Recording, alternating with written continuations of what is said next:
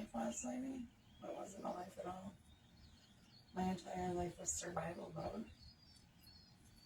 But where I'm going, I get eternal, wonderful life forever. And you're never going to see it. Why? Because you decided to play God on this earth. When it wasn't your fucking job to do so. You don't get God in the afterlife. You got your portion in this life. I know what the book says. I know what it says. I know what it means.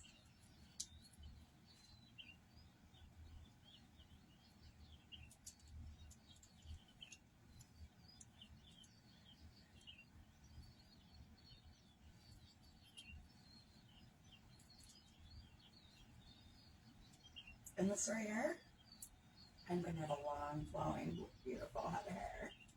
Forever.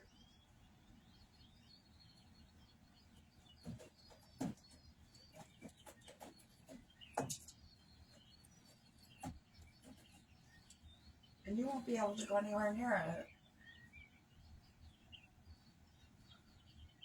Or me. Or anything I love. Anymore.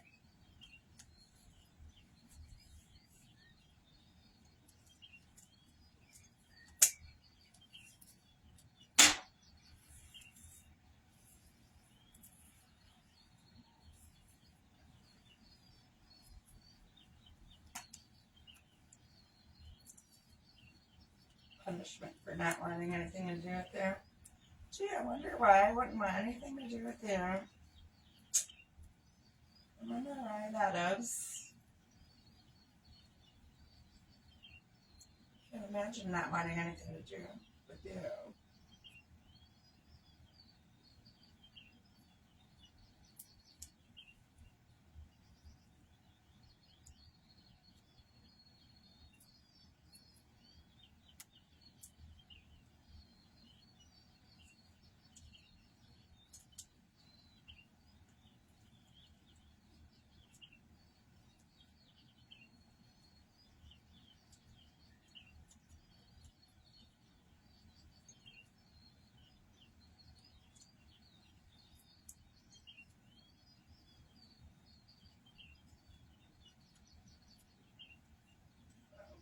I know how to fix these and I'm having fun. You go right ahead and do what you gotta do.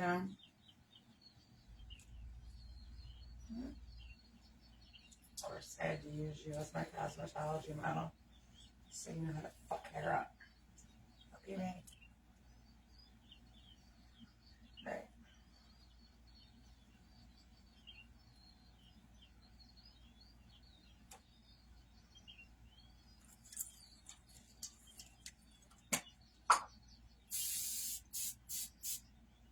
Cannot make this shit up.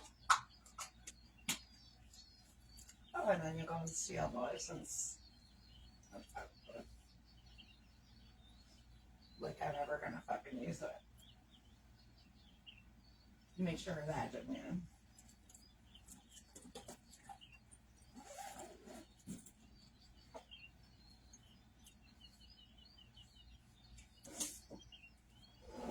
And one day closer to done. Fertile to us.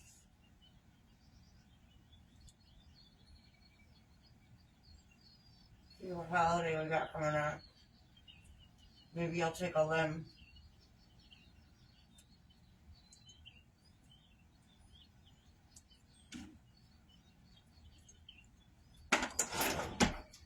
Sure. Want the rest?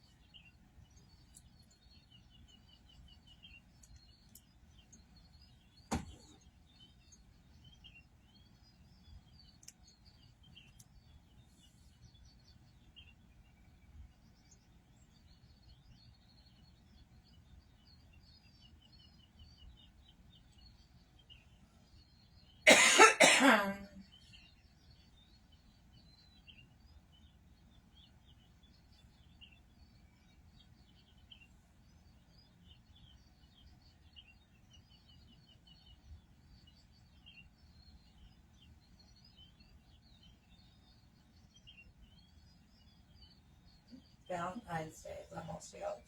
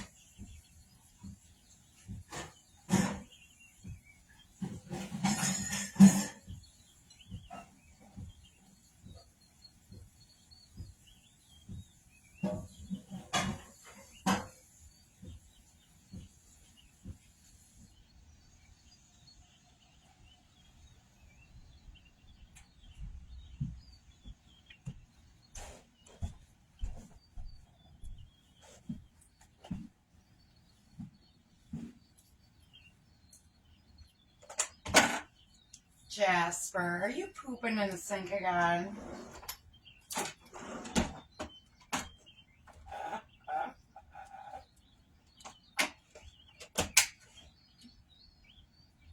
Don't worry, Jasper, I know it ain't you.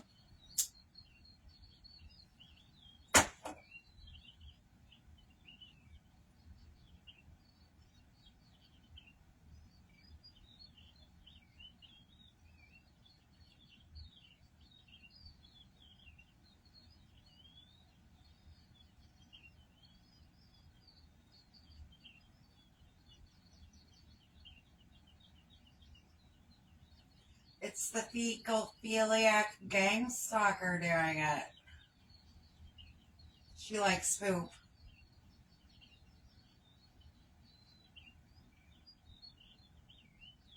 On top of all of her other shitty behaviors.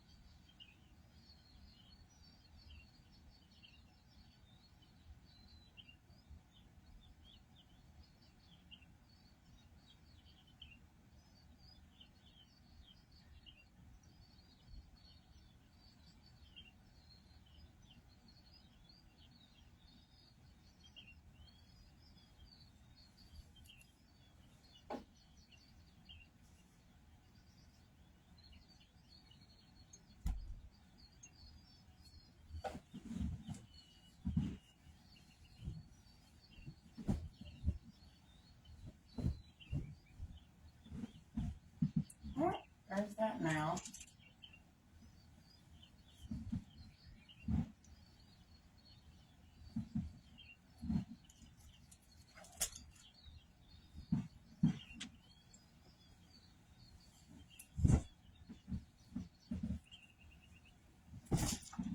Let's see. What other one did you get to?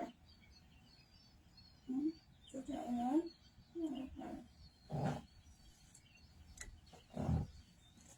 Doing one at a time now? Oh.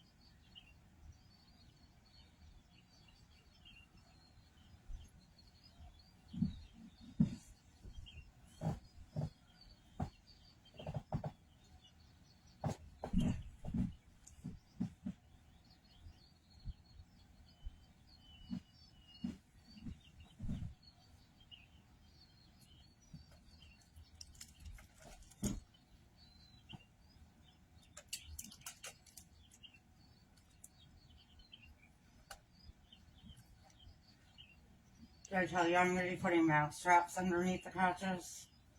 So that when you reach your hand up, you're going to get caught? Oh, okay. It's coming.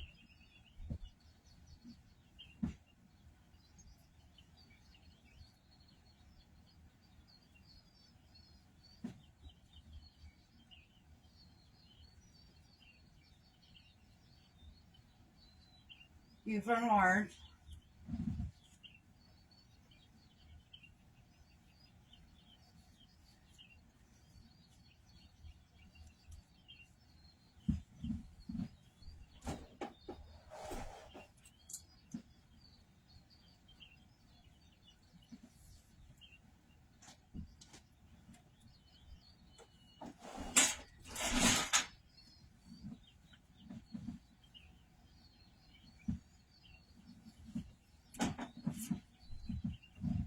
You've been orange. Okay. Oh, God.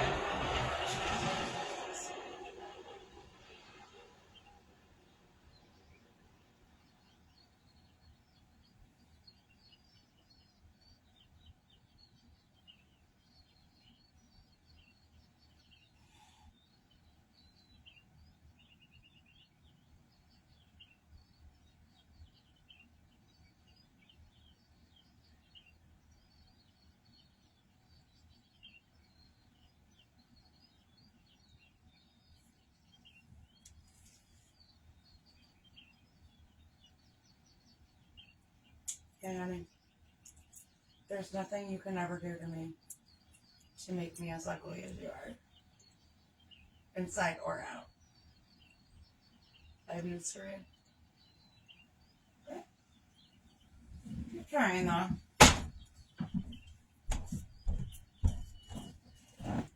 No, you will.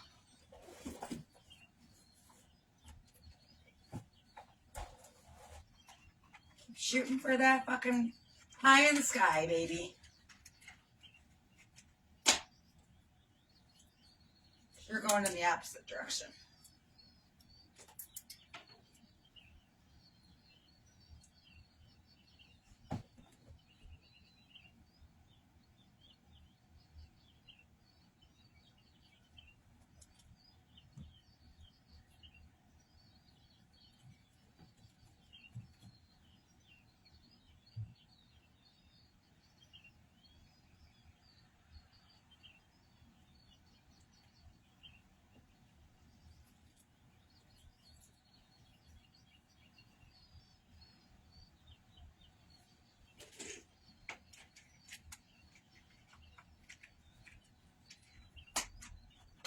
I wish I could say tell God to have mercy on your soul, but he's gonna roast you like a fucking can of coffee on it.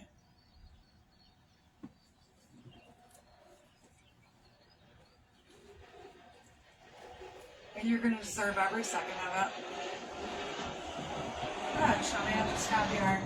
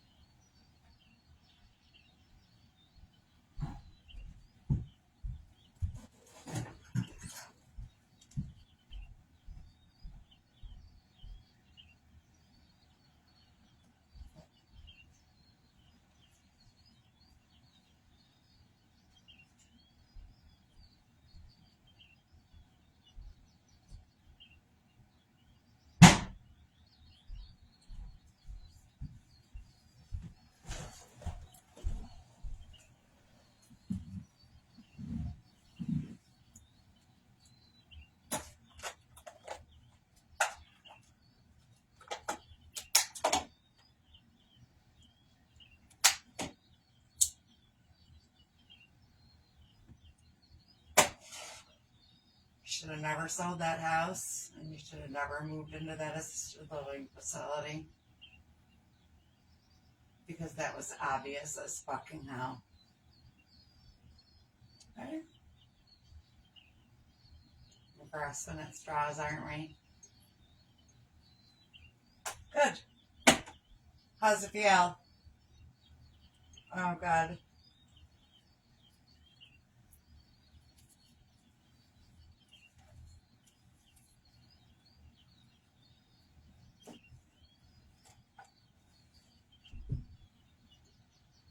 Welcome to my world, honey.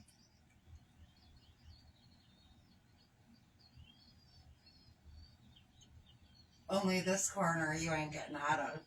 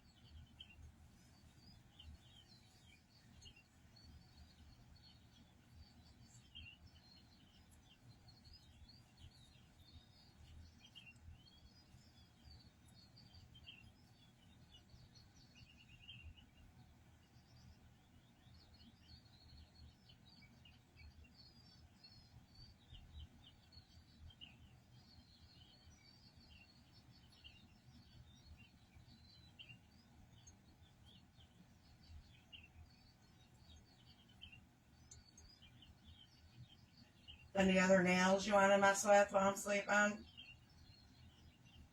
They all seem to be on there pretty good. The thumb was on there very good before I went to bed too. That's the one you went after. But it's okay, I just glued it back on.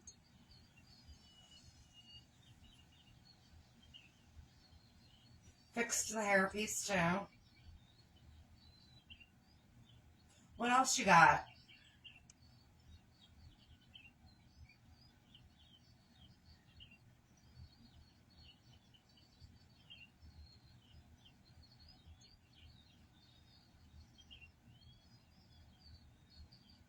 You want to cut my nose off my face while I'm sleeping? So I have to buy a prosthetic.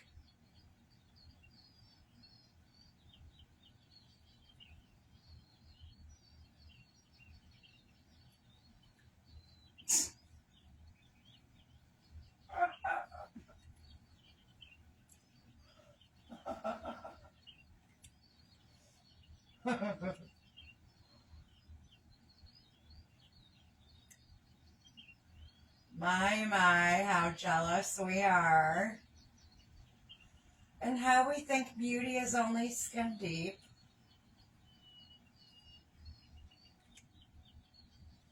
You know what, honey? Doesn't matter what I look like on the outside. I'm still the same beautiful person on the inside. My fate is sealed, and so is yours. I know where I'm going, and I know where you're going. You're not going to be anywhere fucking near me. TikTok.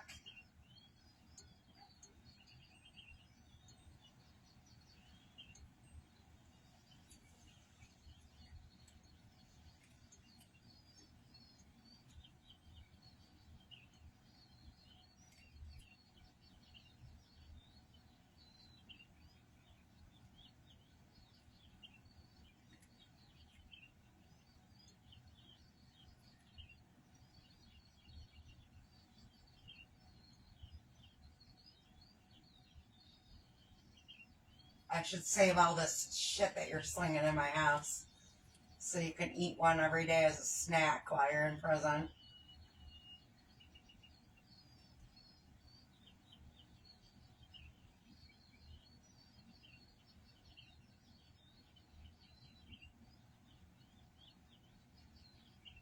Maybe I'll start bagging them up.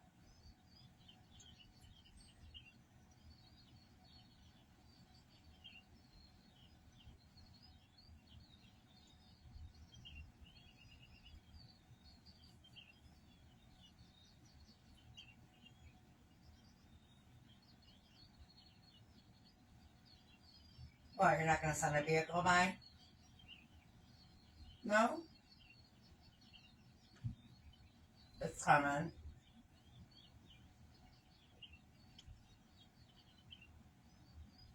Eat shit, bitch.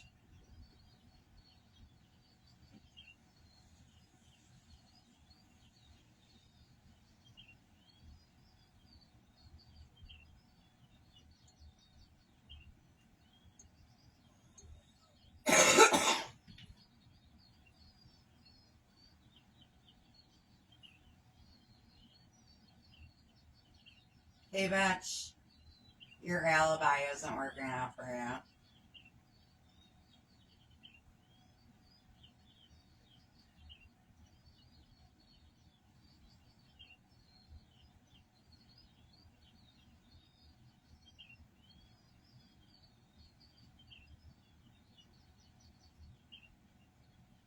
We both know that Anne took over the computer operations while you're in there. We both know it.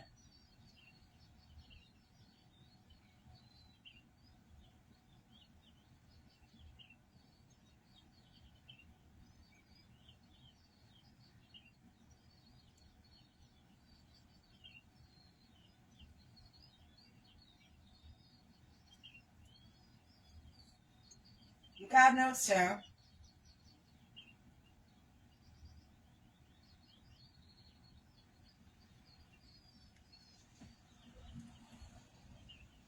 I wonder what we're going to find in Patrick's grave.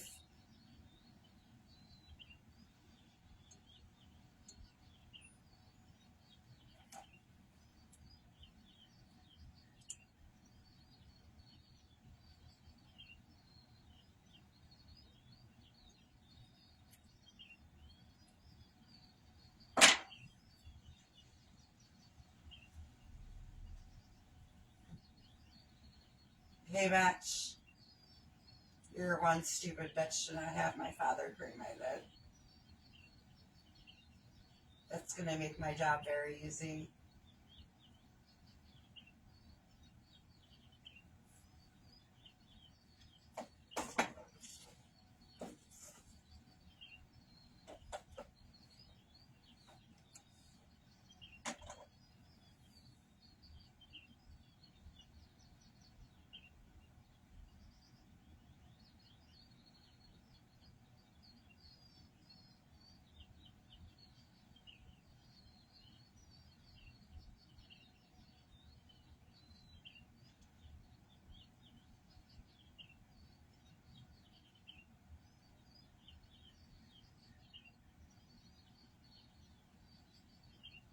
What was it?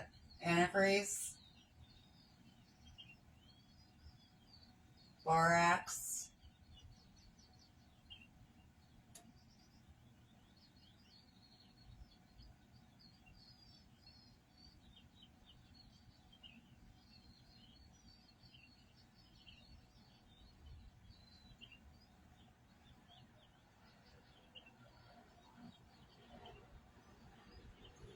Well, it wasn't kidney cancer.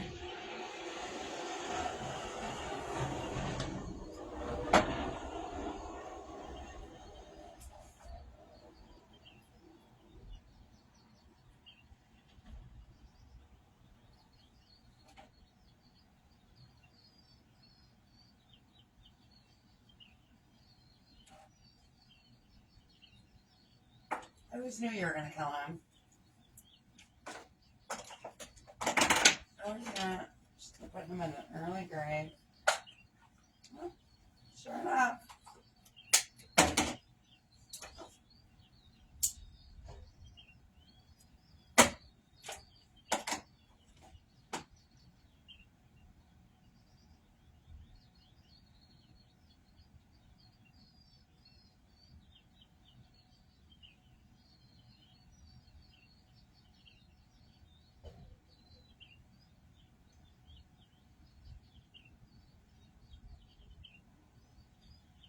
And let's do it right after I tell you I don't want a reconciliation.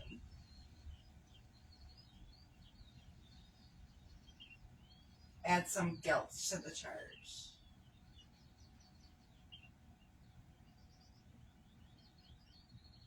Right, lady? Right, that's your MO. That's why Karen's no longer with us.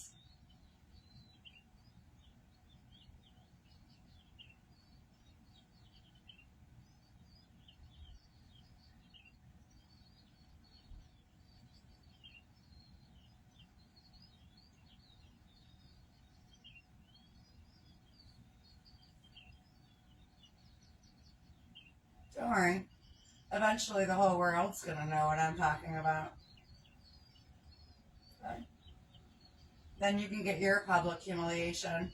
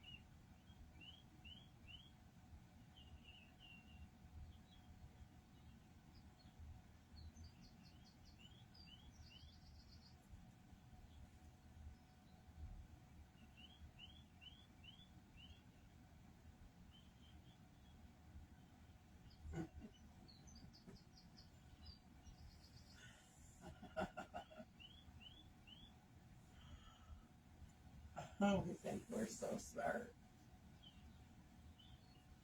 We're so fucking stupid.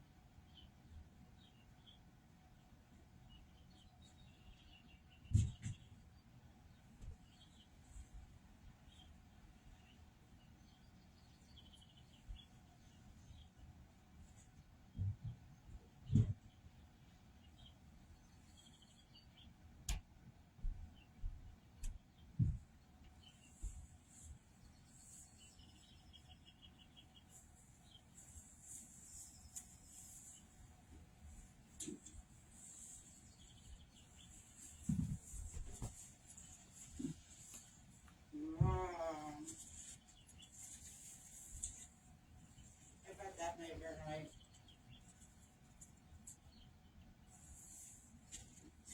I don't know.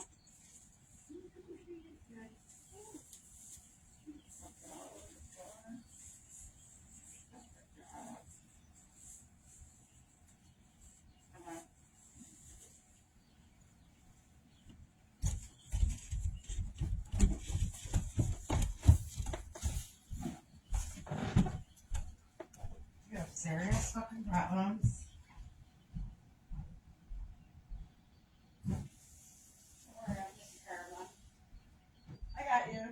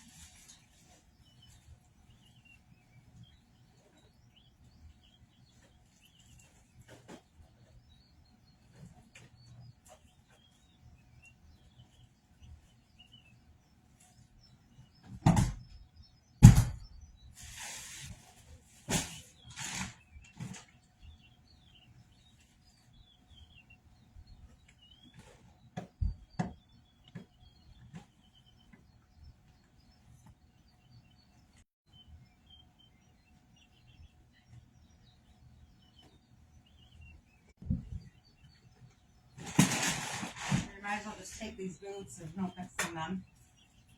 Just take them. Like everything else.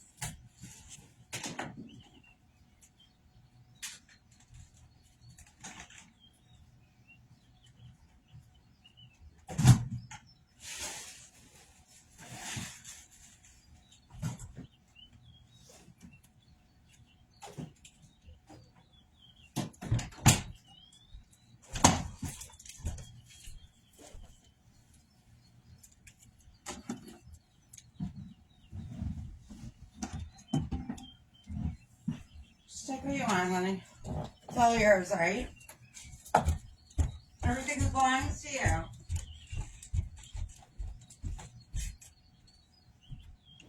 Oh, and look who's still outside. How long does it take to fill that truck up anyway?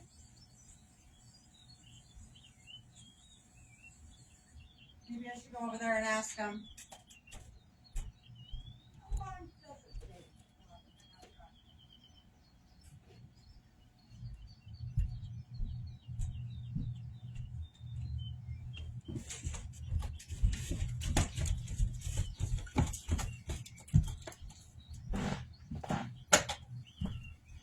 Smile for the camera, dickhead.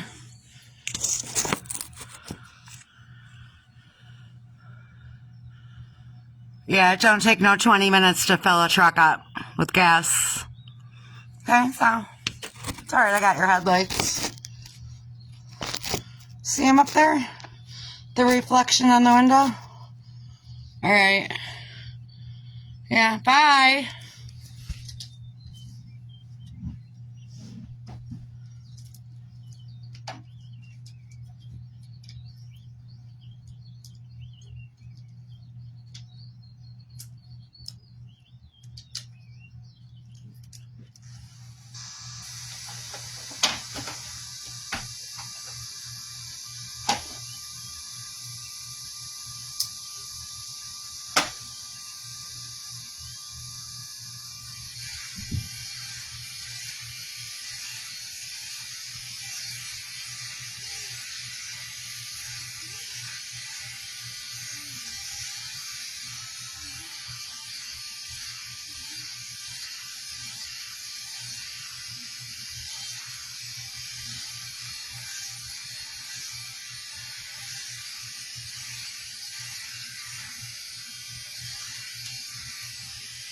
You honestly think I'm afraid of you, lady?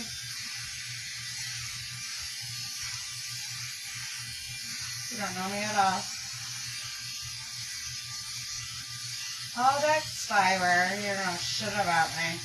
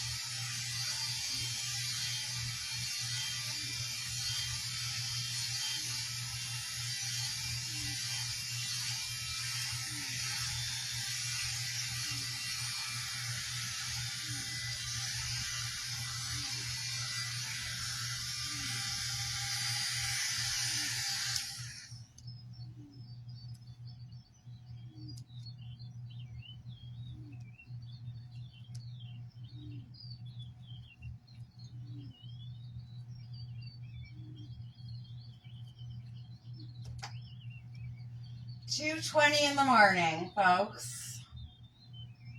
Wednesday.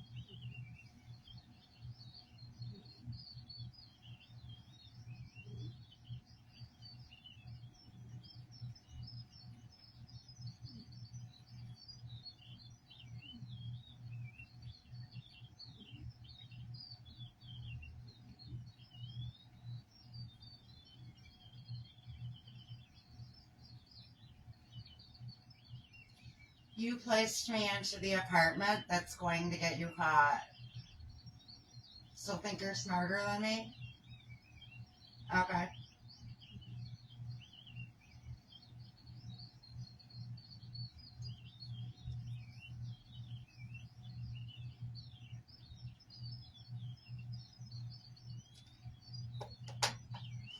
Let's try getting me to move.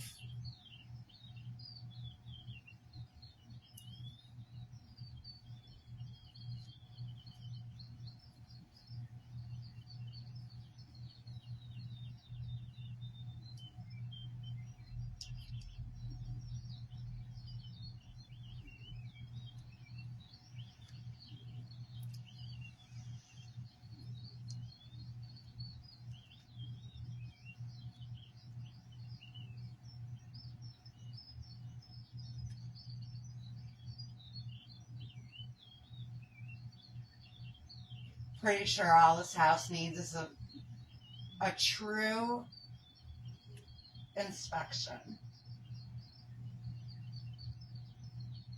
Case closed.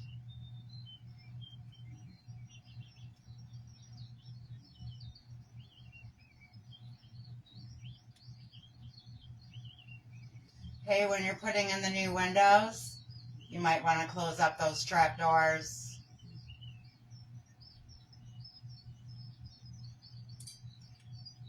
Use that noise to your advantage.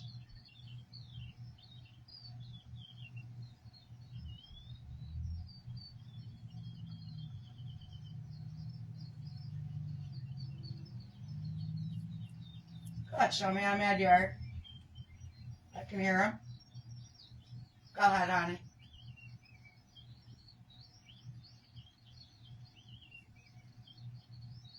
Oh, I know too much about this operation. I can see the smoke coming out of your ears.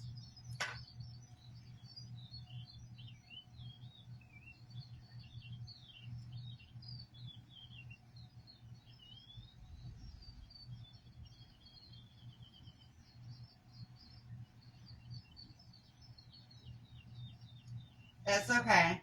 You keep your attention right on me. That way you're not hurting anybody else. It's alright.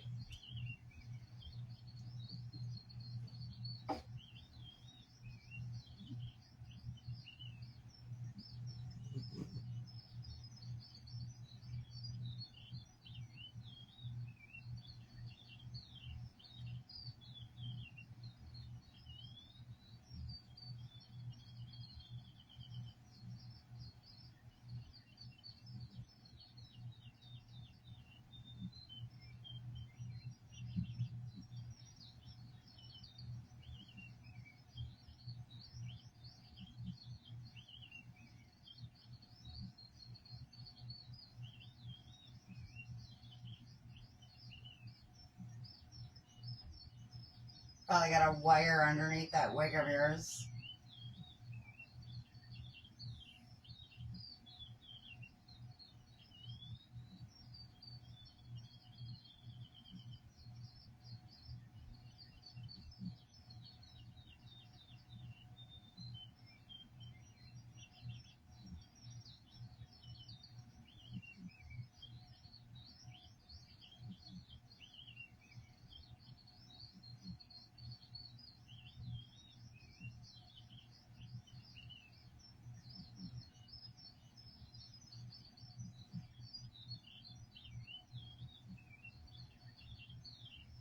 So if I was to go to the library today and try to contact the FBI about you, would that library get raided too? I wonder. Because, you know, I found that to be a little off the wall.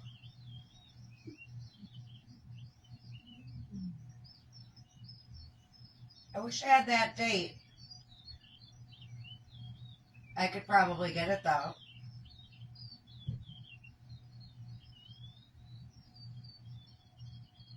You know, when I went into the library on Winton Road to print out your pictures and try to contact law enforcement about you, and then your fake law enforcement came in and medically hygiene arrested me and brought me to a mental hospital for a month because I was trying to contact the FBI.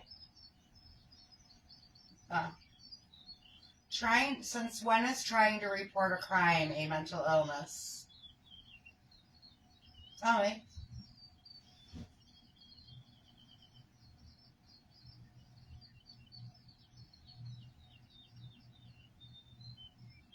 Bitch, you're fucked. Alright? There's no way around it. And there's no way in hell you're getting away with it.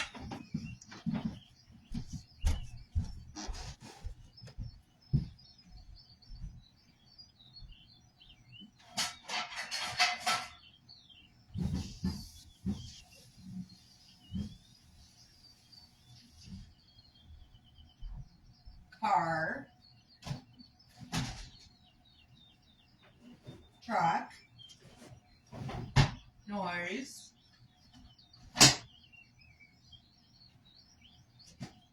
Let's see, do I have any stevia left? Let's see.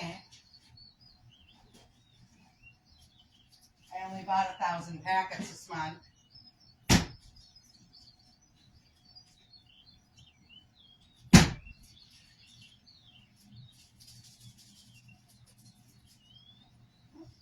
You didn't want to get caught? You shouldn't have done the deed.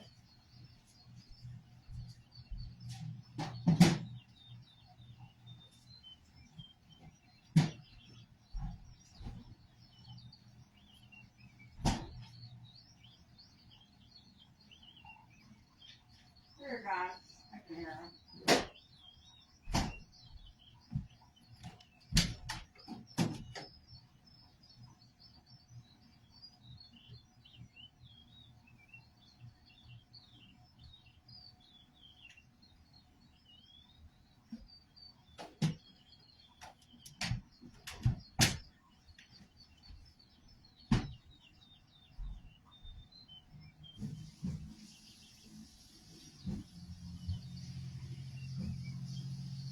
Use that noise.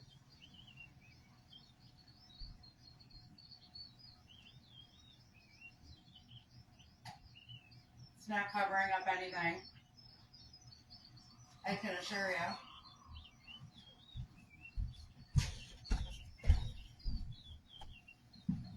Your noise is not covering up shit. You're drawing more attention to yourself. Okay. You stupid brainless bitch.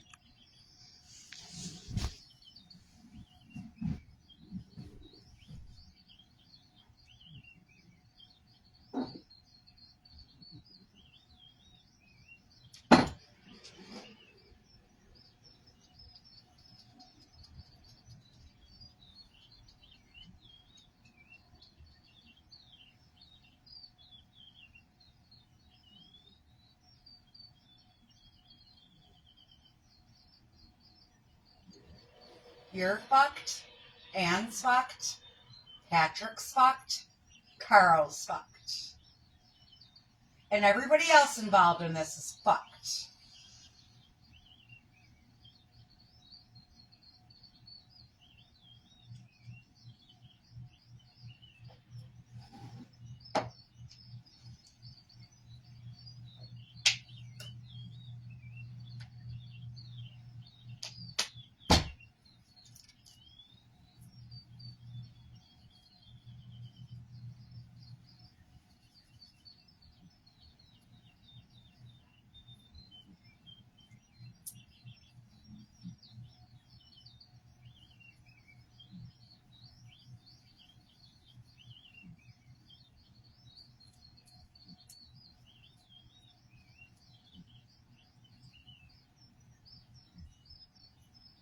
And you only think that you're safe where you are, honey.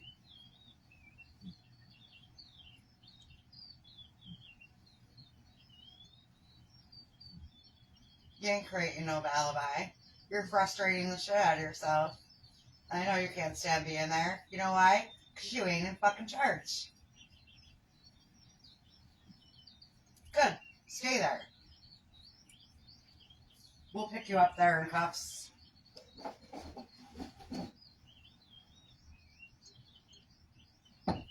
Or you can have some kind of miraculous mental healing and buy another house with a credit card.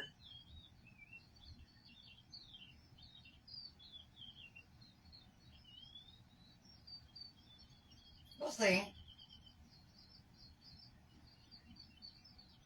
Hey, maybe you'll pay cash this time.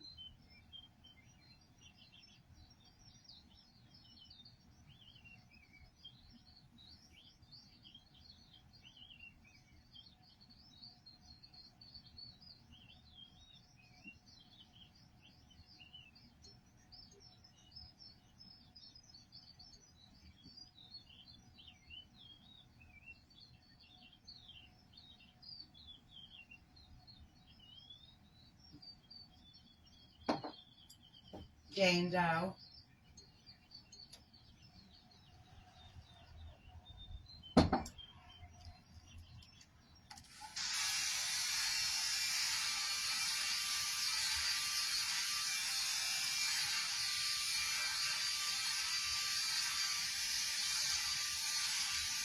While you're in here stealing my food and my fucking half and half and taking all my things and wrecking all my things.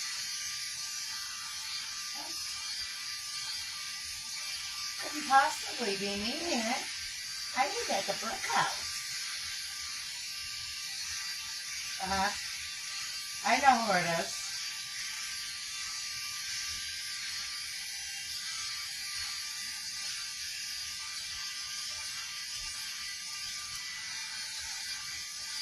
Pretty soon everyone else is going to know who it is too.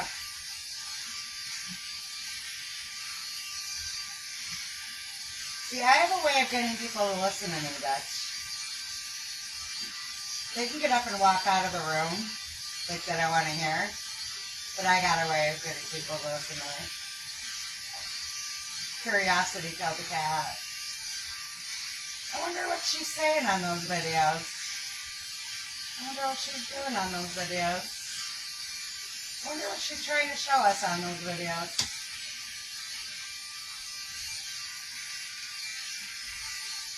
Oh. Looks like Kat was telling us the truth all along.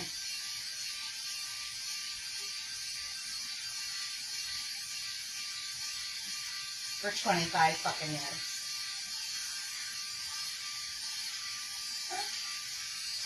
Well, sorry to be you. How's it feel to be obsolete? Good.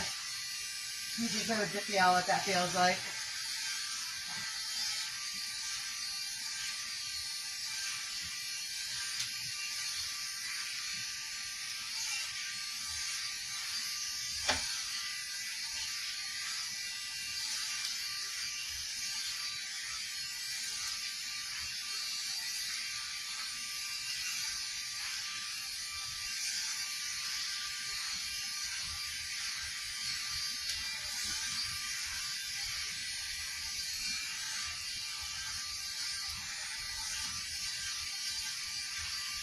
I'm going to savor every moment of it.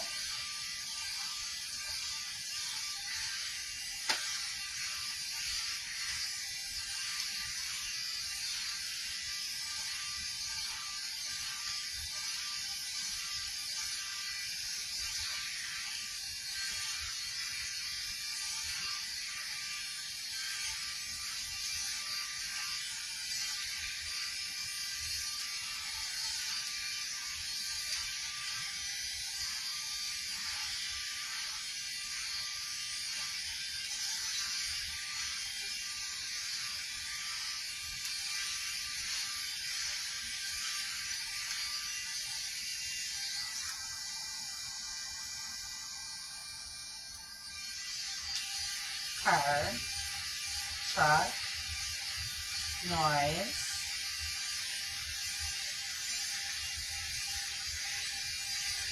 temper tantrum. How dare you talk to me that way?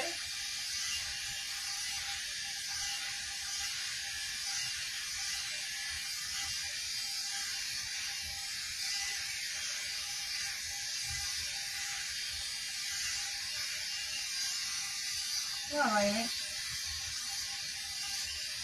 Don't be shy. Everybody knows what I'm talking about.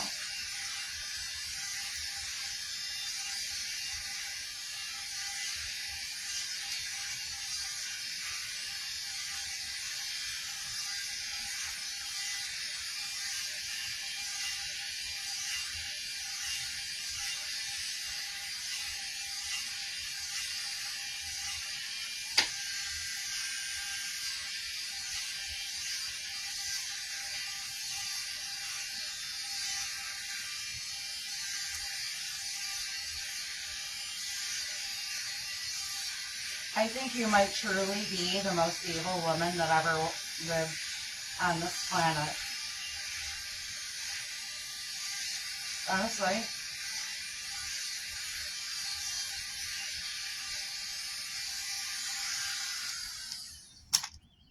You wouldn't be the first one that offed her husband.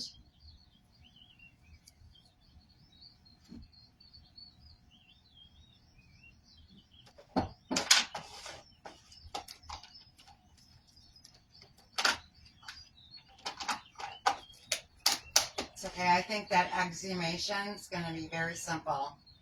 All it's going to require is a key. No forklift needed here.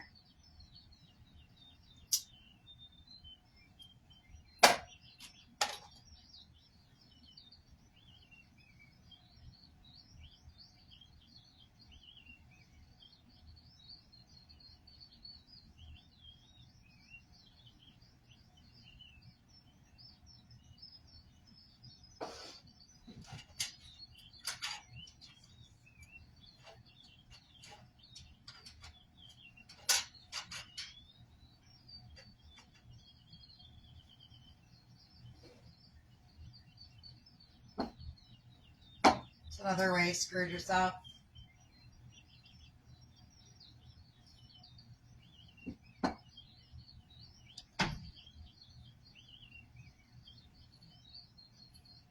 Let me show off my money. Buy an entire wall cemetery. Then when I want to bury my daughter alive, it'll be nice and easy to do.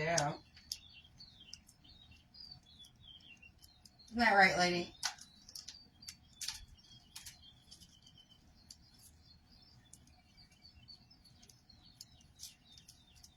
Well, guess what, honey? It's going to be the first place they look.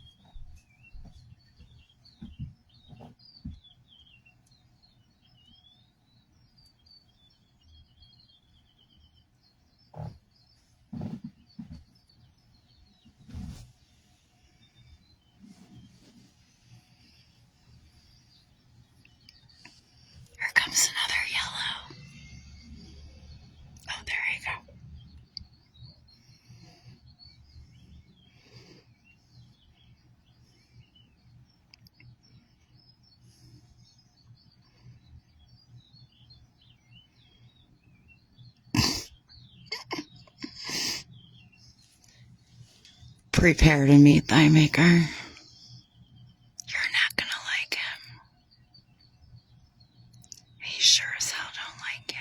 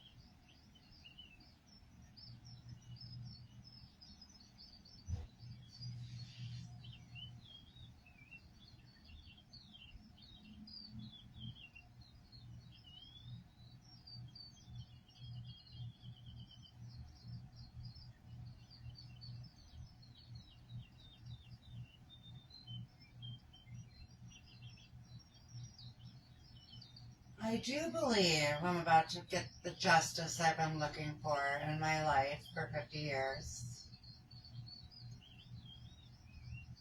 I do believe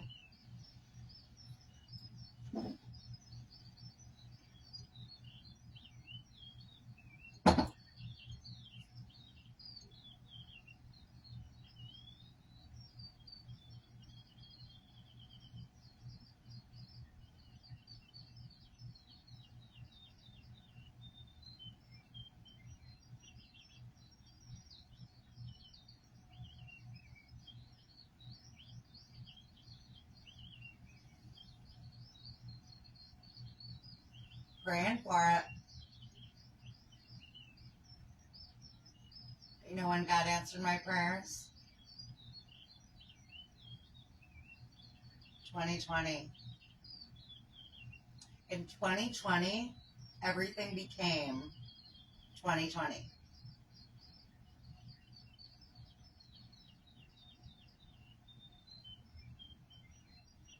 Go figure.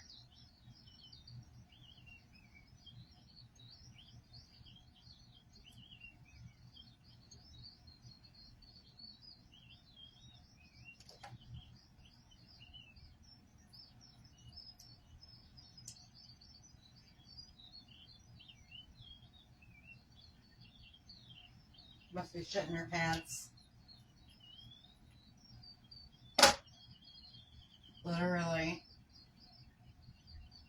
Shitting your pants.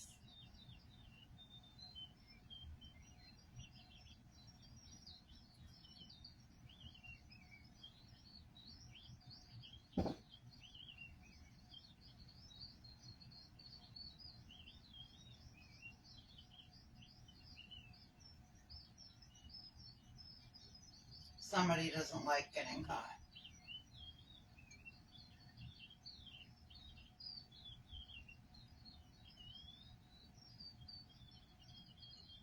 Can't wait to see that panic state.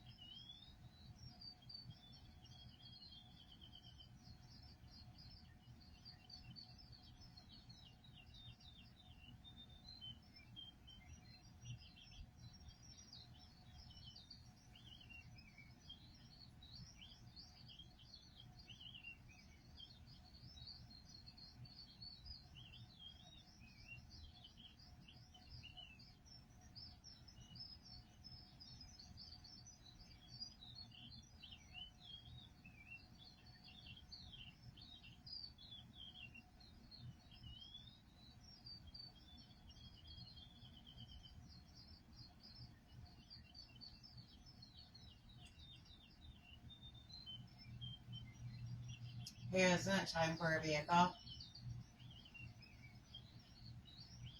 Big, loud, crunchy one. Let's see.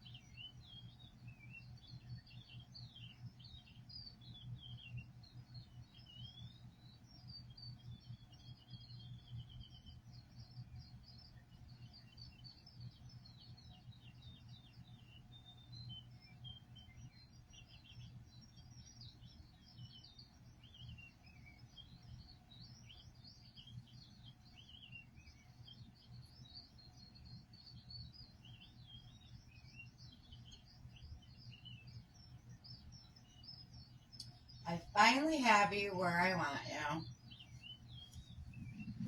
Took a bet, but I'm there, honey.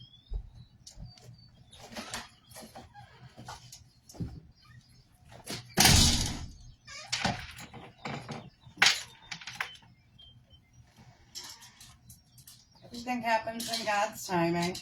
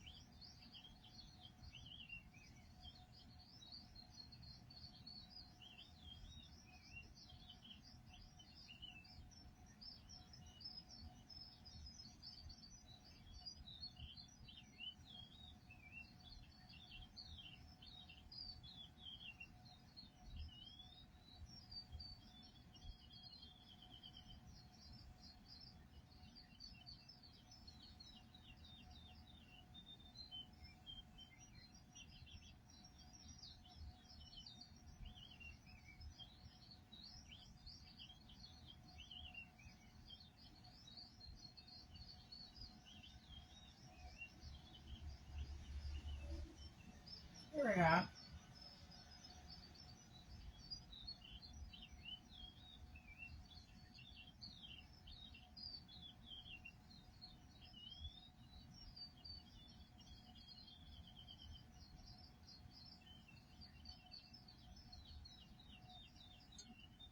Honey, the only way that you're getting rid of your evidence that I'm sitting on is by leveling this house.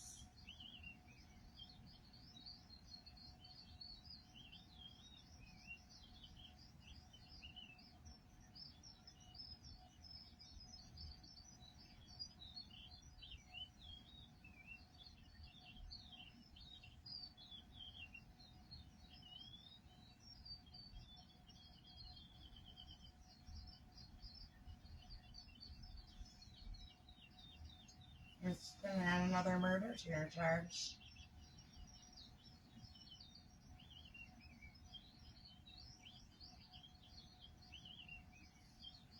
I would think hard and careful about that one.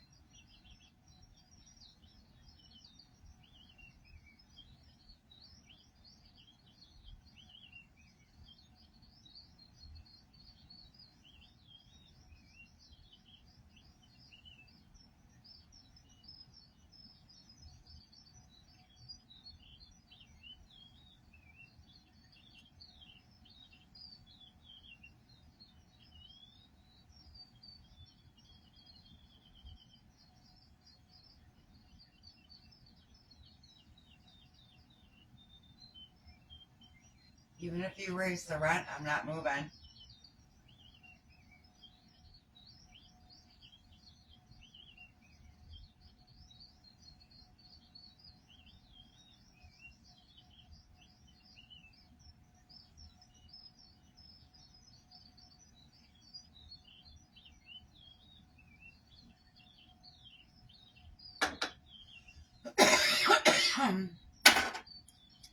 What else you got?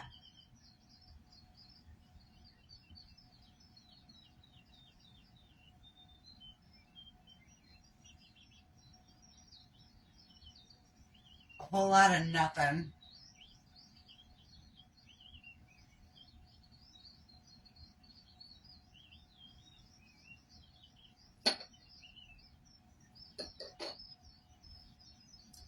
You know why? Because you're a class A fucking loser. With a shitload of money. That's all you are.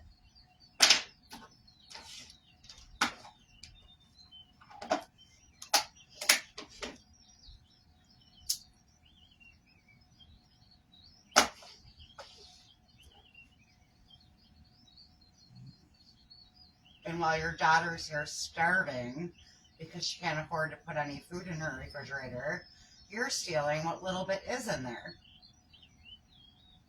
That tells me you're trying to put me on the street. And I'm here to tell you that that's never going to happen. Not in my lifetime.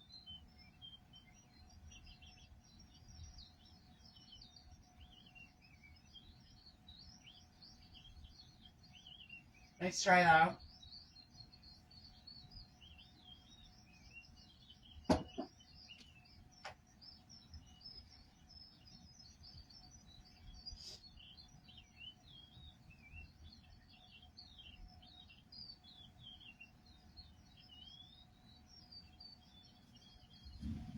Definitely get an A for effort.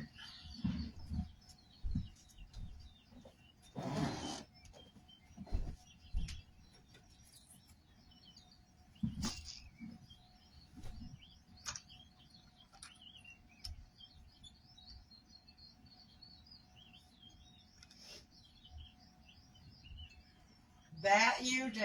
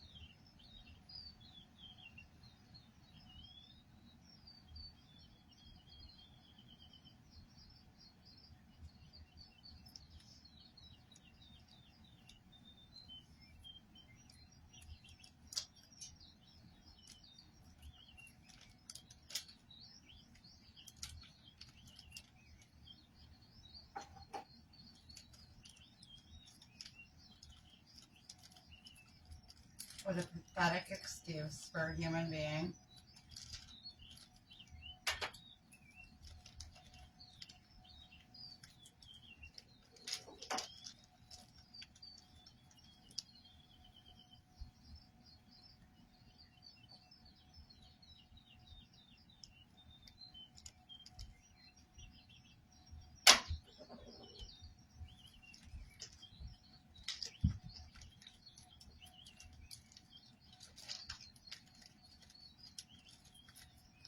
All right. We all have to answer for our decisions in life. You're not going to be any different. You're not going to get any special treatment. You're definitely caught.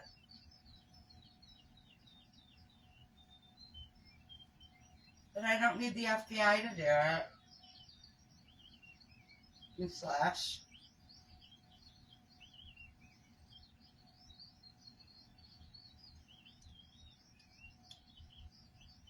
Nope. I just needed to get hold of Eric and McAvoy, which I believe I did.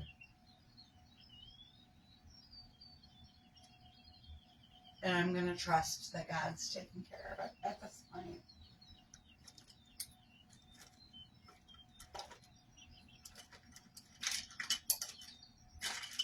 Start with the OCCK. He leads you straight to you.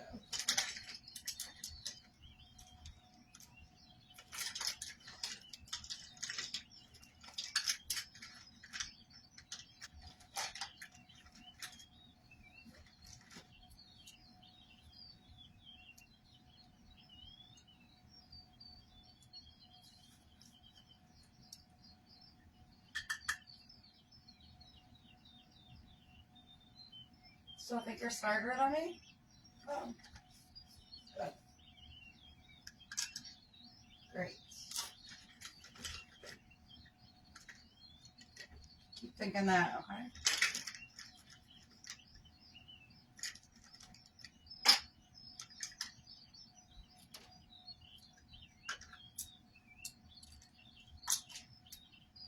Definitely working out in my favor.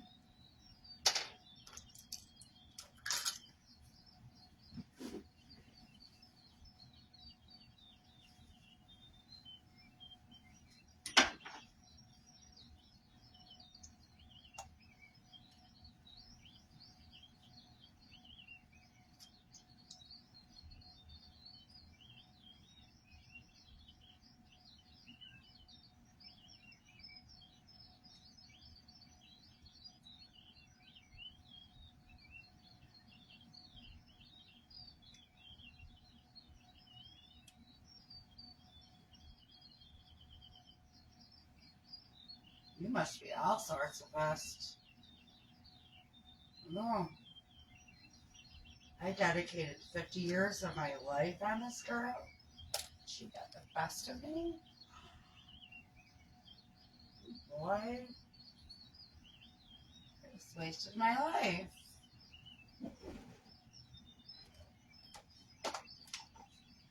And screwed over my eternity at the same time. Go me.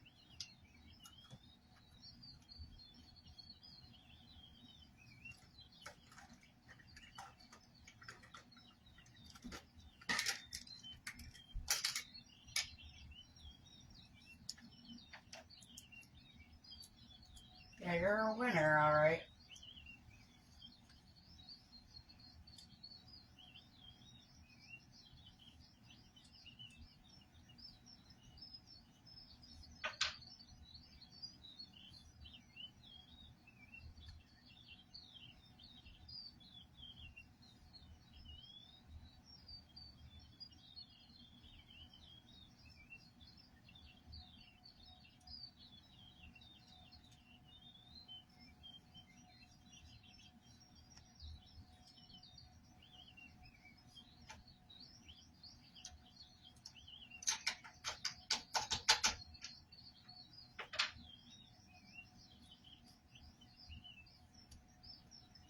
Can't wait to see your fucking face on the news screen. All three of your fucking faces. The Three Stooges.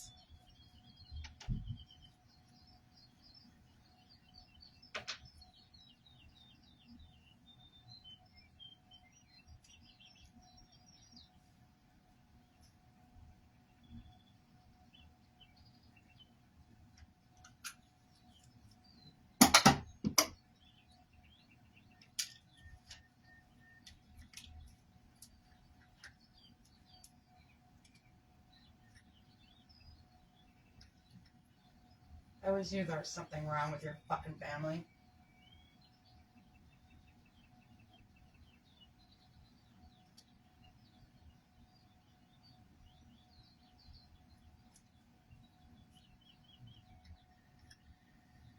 Fucking Looney Tune lunatic.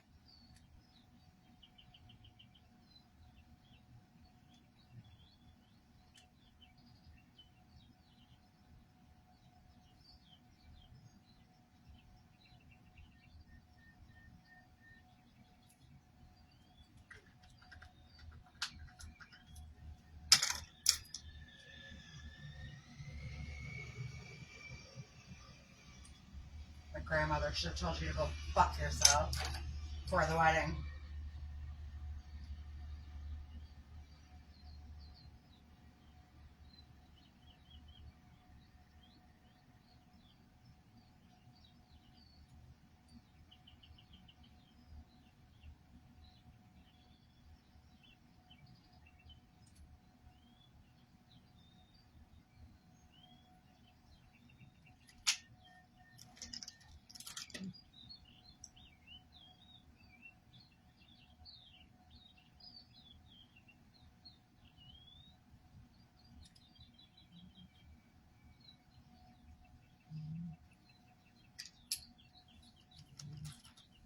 when your Nazi mother was scouring the neighborhood.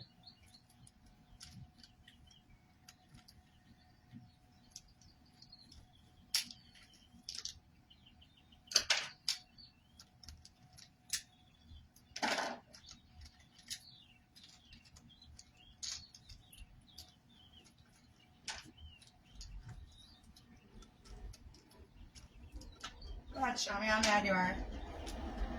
That's all right.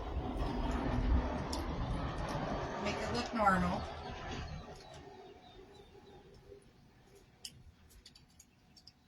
Yeah.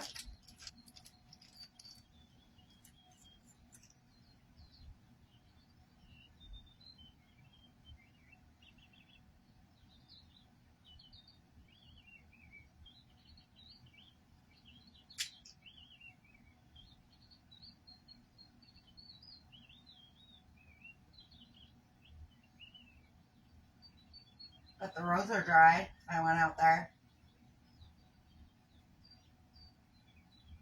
Maybe I will.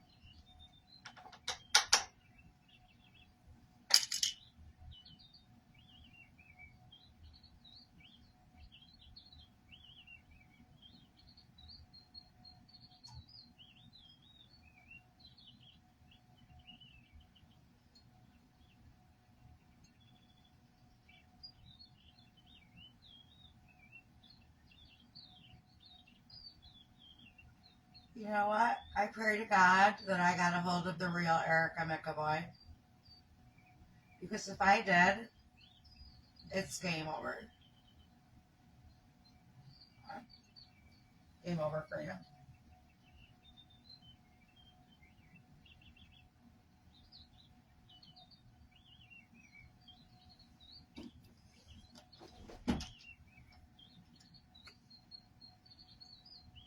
It's the only connection I need.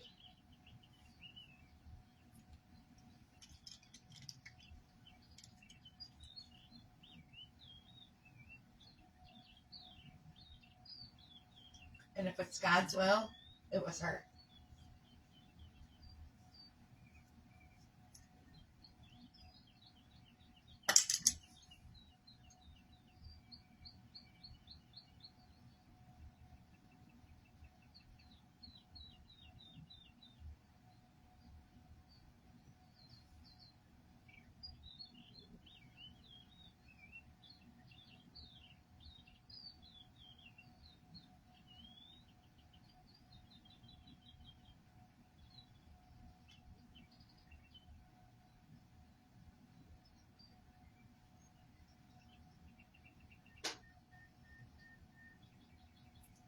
Because, you know, Carl had to take out the last guy on Earth that was looking for his ass. So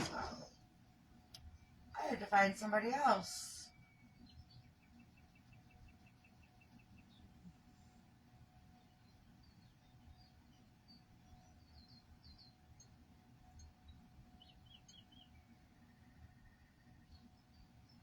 And I believe I did.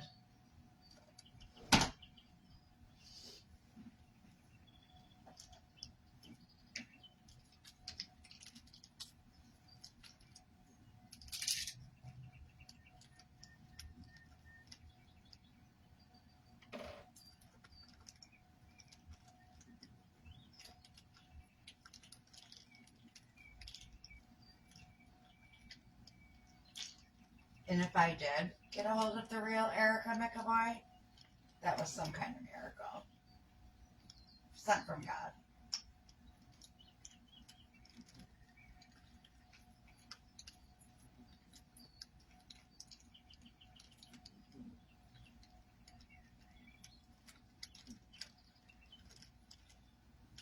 let's hide the eyeliner. Let's play let's hide the eyeliner.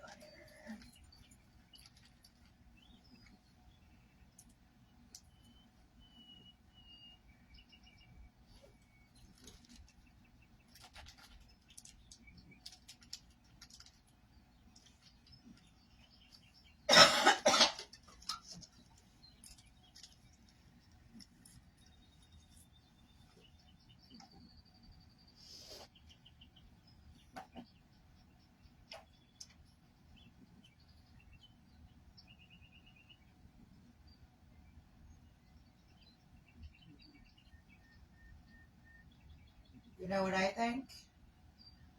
I think I got a hold of the real Erica McAvoy. That's what I think.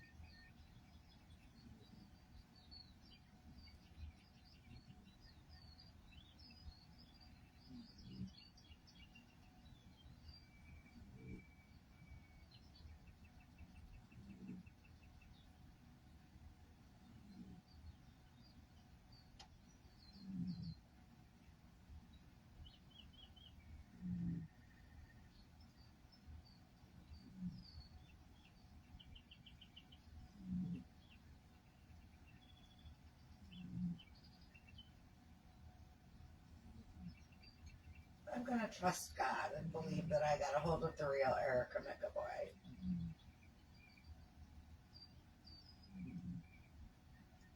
That's what I'm gonna do.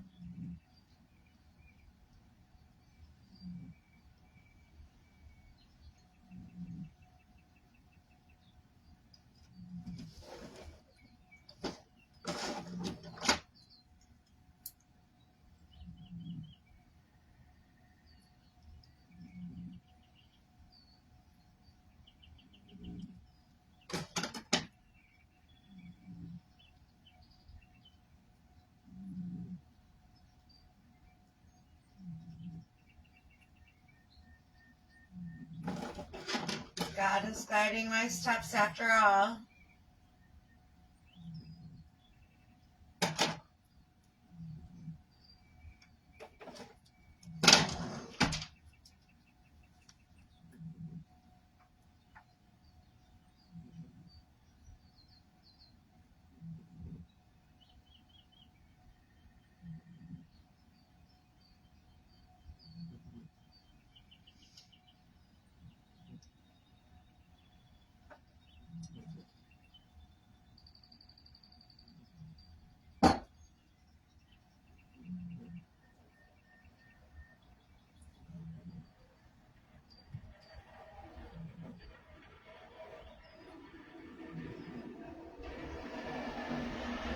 Go take a look at those roads.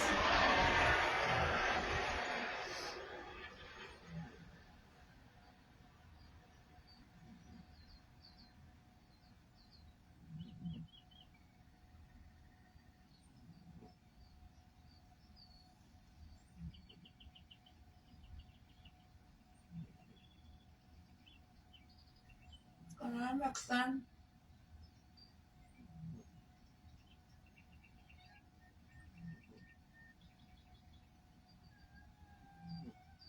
What's going on, Vixen?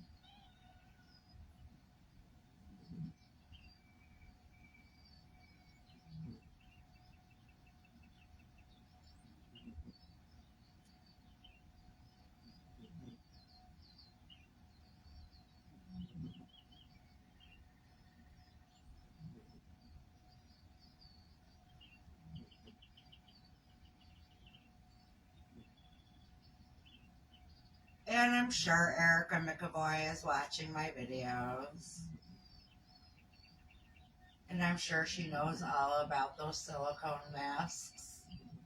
So if they go to his house to get DNA, they're going to have to make sure that they're getting DNA off the correct body.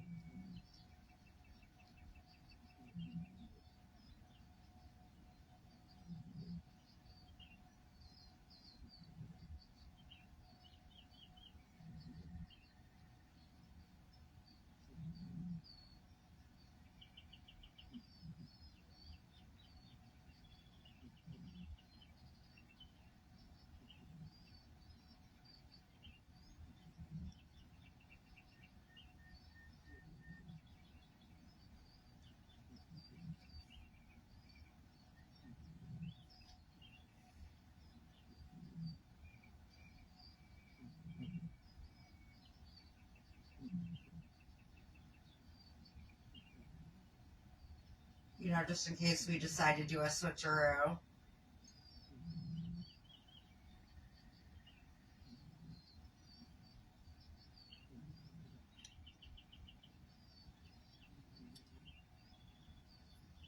Don't worry, I got you covered.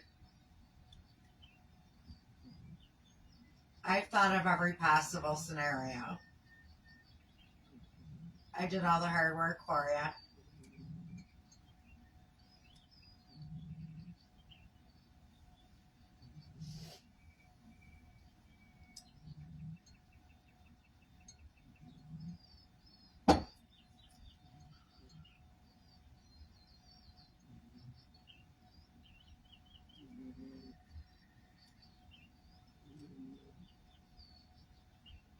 You wouldn't be the first one trying to elude DNA.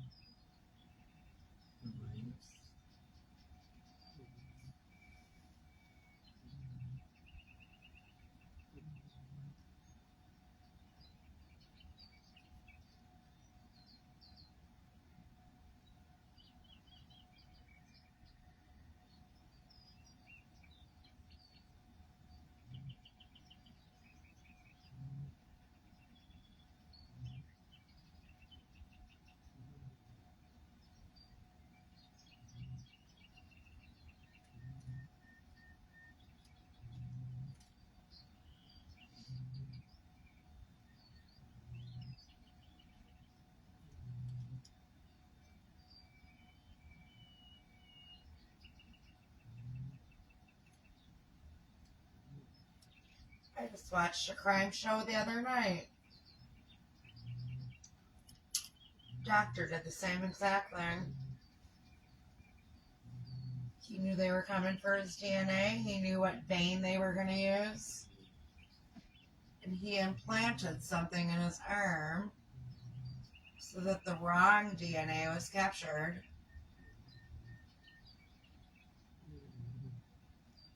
I'll make sure that you don't get away with something like that. All right.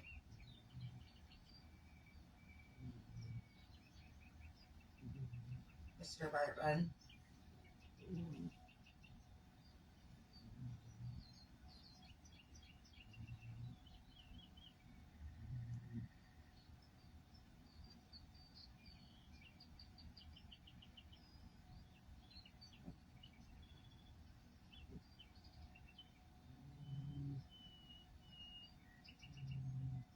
Is that one N or two?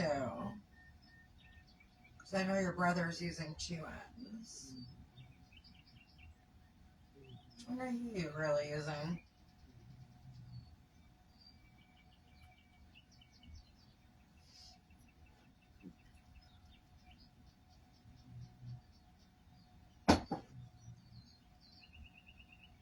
Or is it Bartman? I saw him in there too.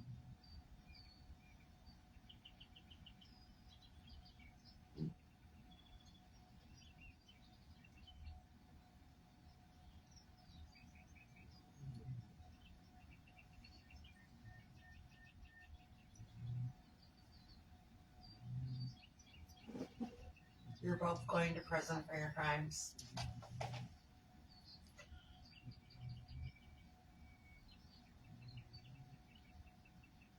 The other two are still alive, which I believe they are. They'll be there too.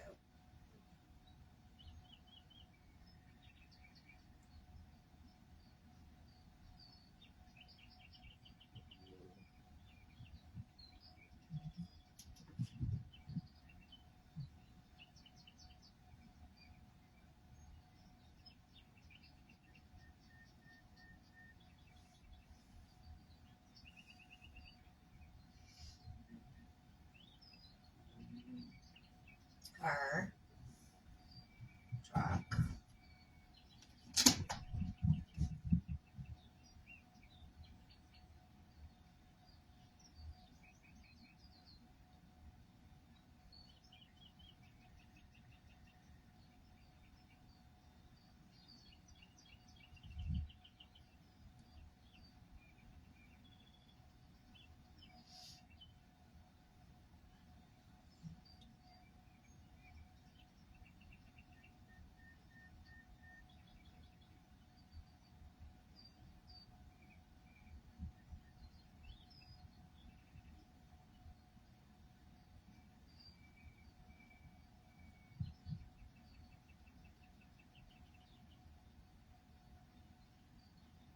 Mommy, I could hear fire trucks all the way in the backyard.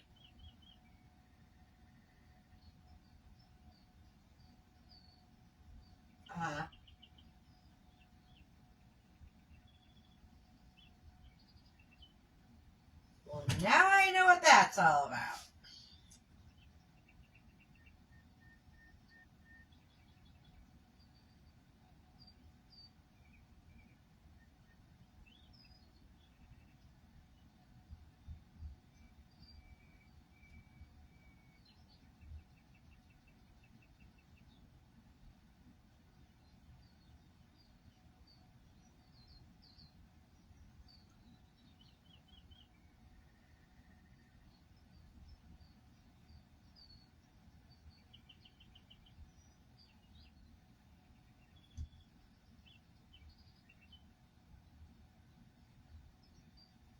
That's the one, the only one you're after, right?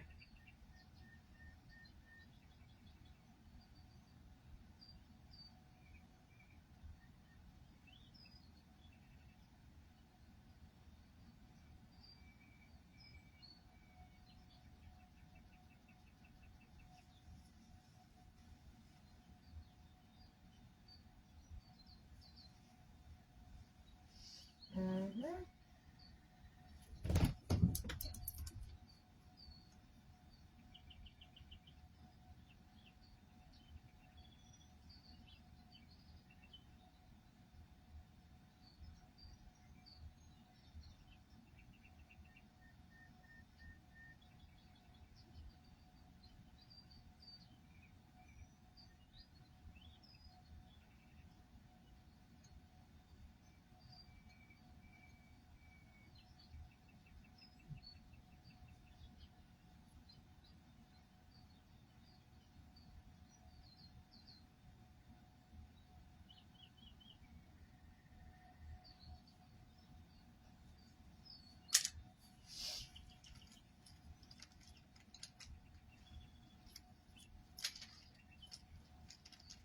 amazing what the camera will pick on.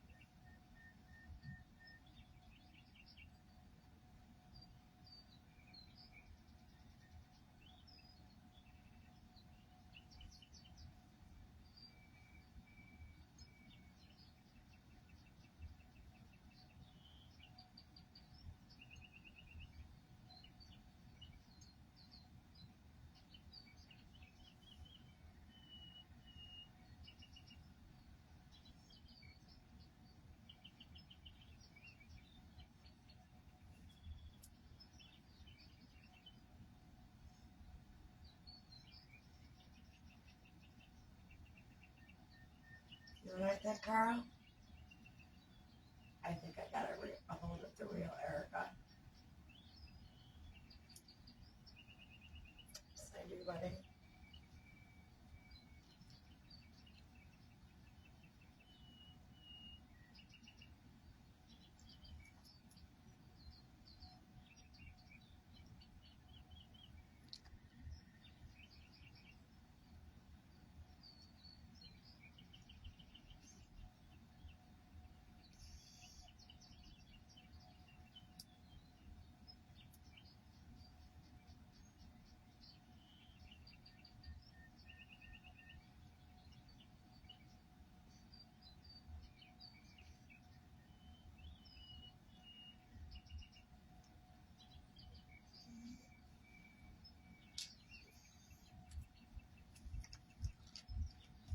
Car, truck, noise.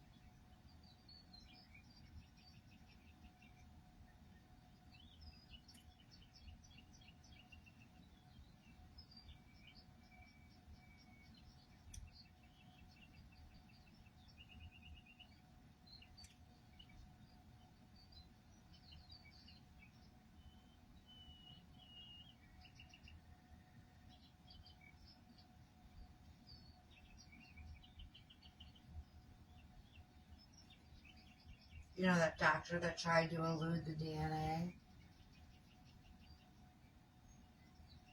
He tried it 3 times. He was still caught in the end.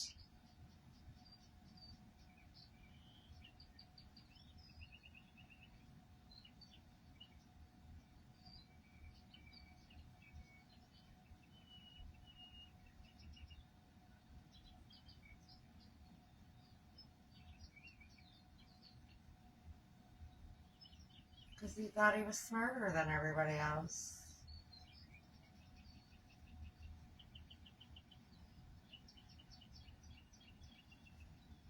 Just like you do. And those are the ones that get caught.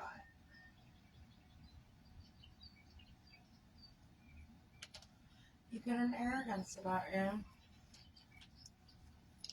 Get away with things for 40, 50 years, and eventually you feel like you're invincible.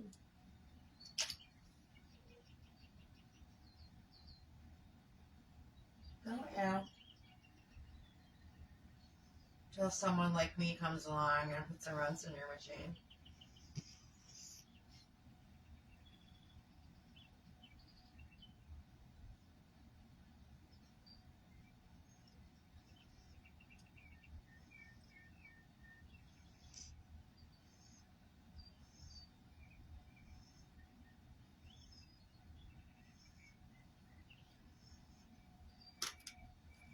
That's game over.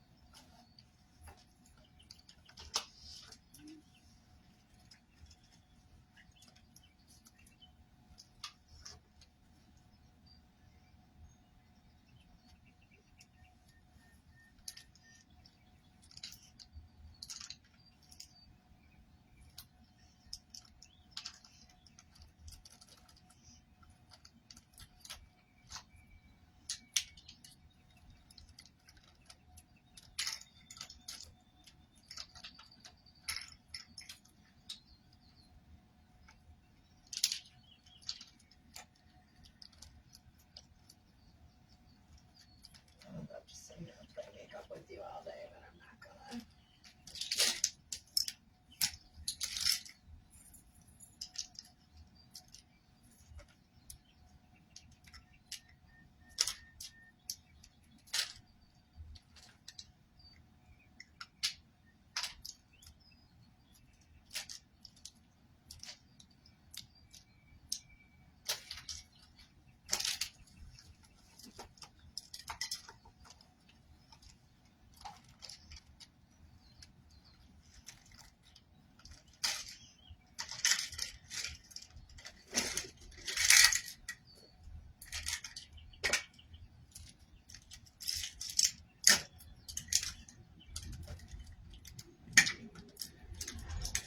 Truck, car, noise.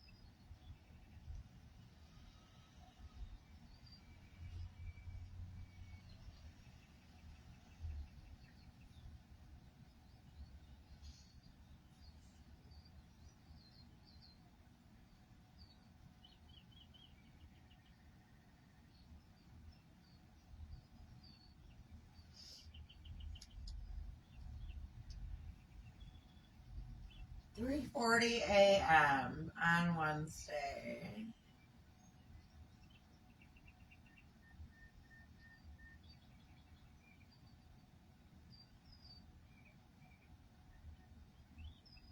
Eastern Standard Time.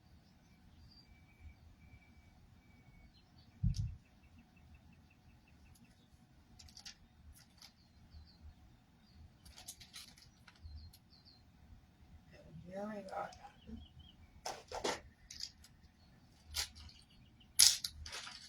There, I got nothing better to do.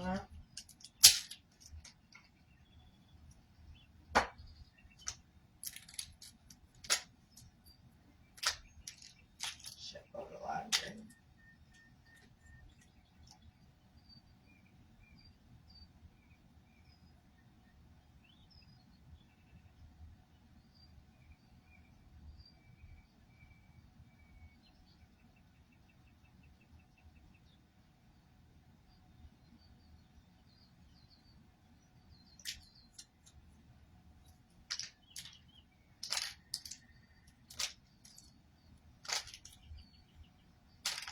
Are we done playing? No. It's like no.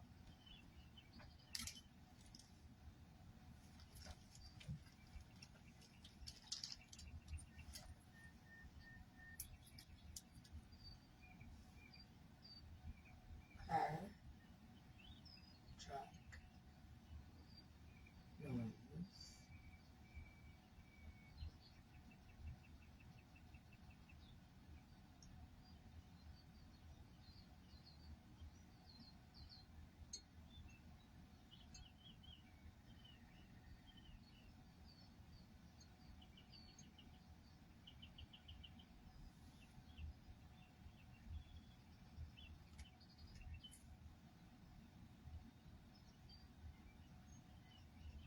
Car,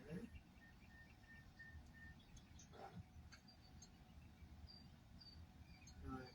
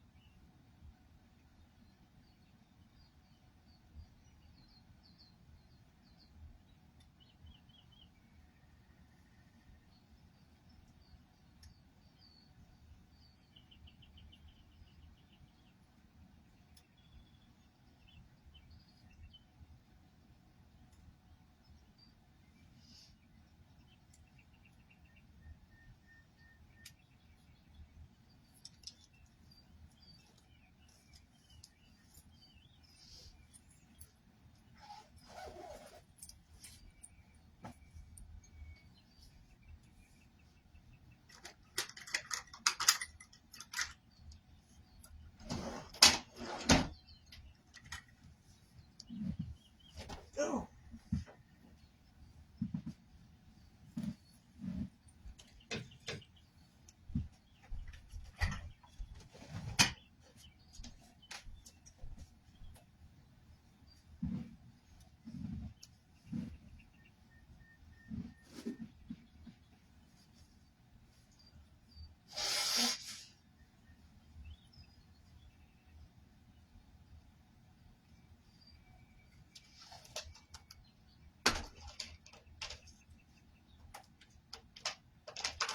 Phenomena, do do do do do. Phenomena, do do do do.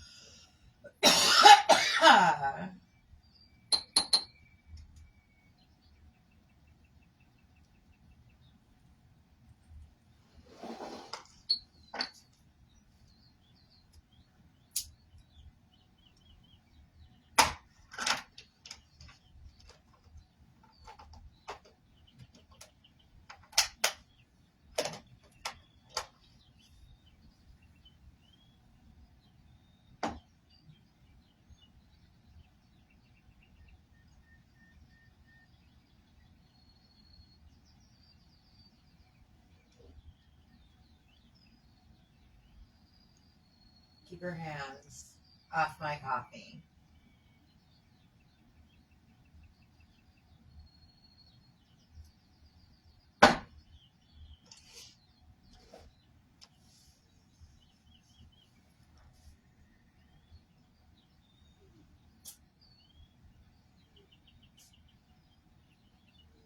miss, I don't drink tea anymore. Now I gotta have coffee.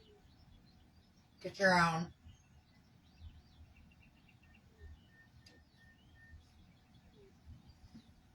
Or are you too busy using all your money filling up gas tanks?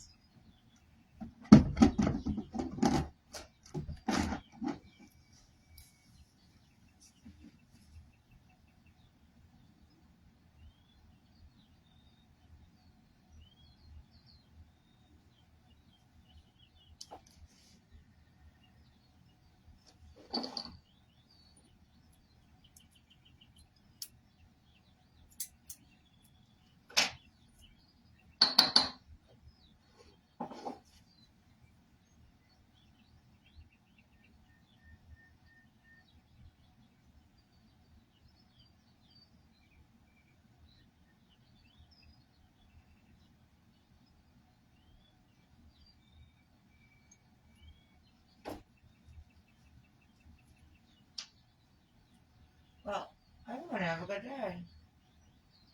And I'm going to sit pretty, knowing that God is taking care of you.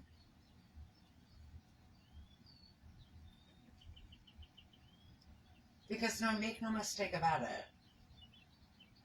Okay. The Bible says if you love and trust God with all your heart, He will direct your paths. Make no mistake about it. He's been directing my paths for the past 4 years to get you caught. Okay. It's not if, it's when. All right?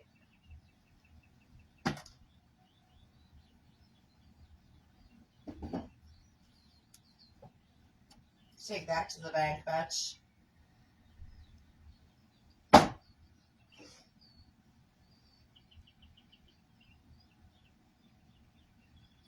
Or just put it on your fucking credit card. All right?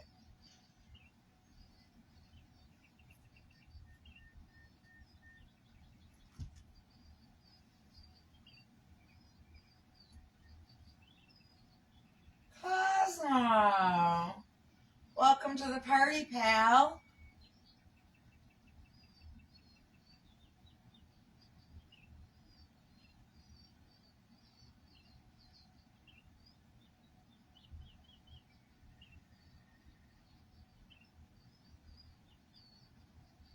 Hey, maybe I don't have to write a book. Maybe I just need to make a long audio video about everything I know without using names. Let people connect the dots on their own. Yeah, it'll be like story time.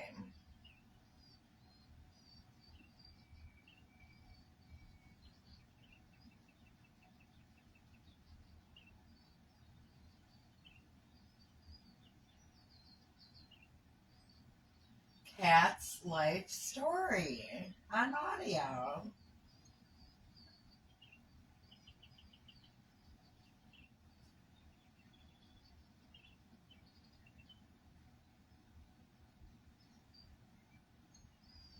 An autobiography, if you will.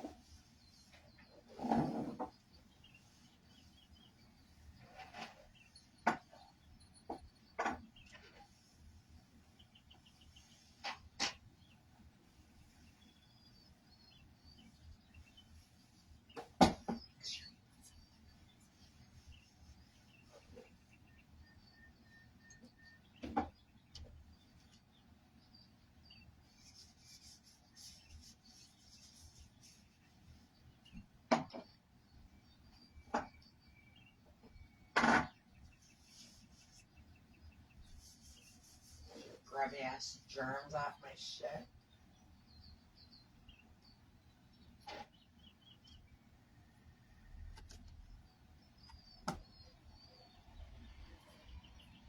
Car, truck, noise, temper tantrum. How dare you talk to me that way? Bitch, I'll fucking knock you on your ass at 77, just like I did when I was fucking 17. Give a fuck how old you are.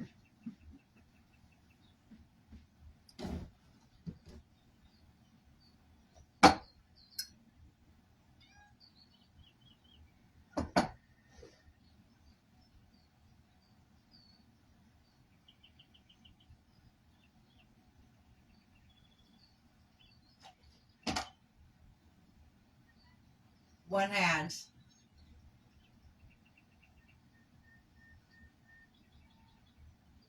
What's up, Vixen?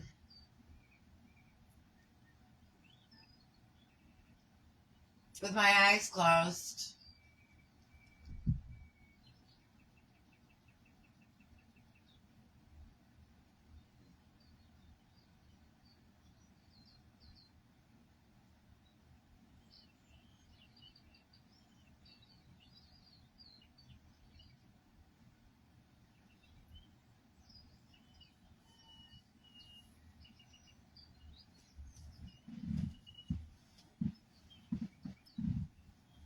Car.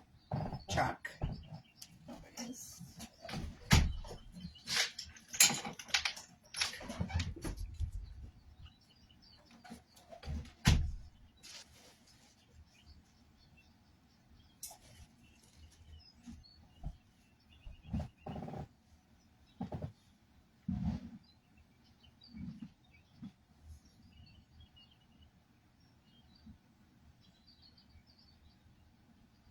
I see we broke my lamp again.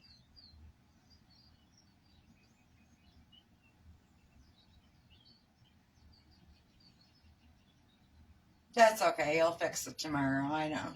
Back and forth, right? Fine. We got Mr. Break It and we got Mr. Fix It. And he walks around with a little tool belt around his waist like he's some kind of important human being. No, he's a fucking hack. And he wants everything right there and available at all times. That's why.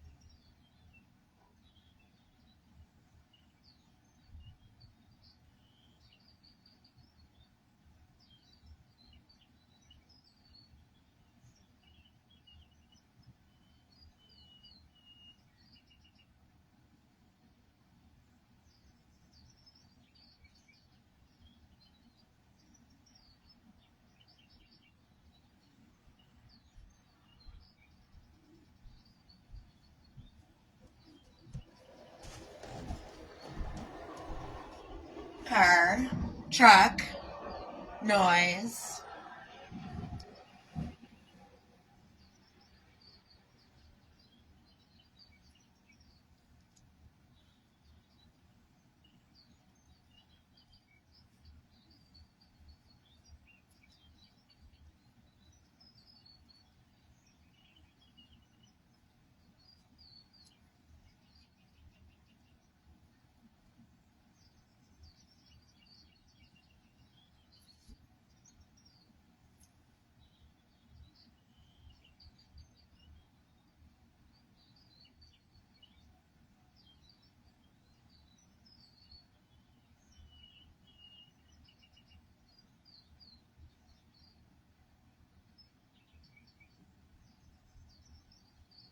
"3:55 a.m.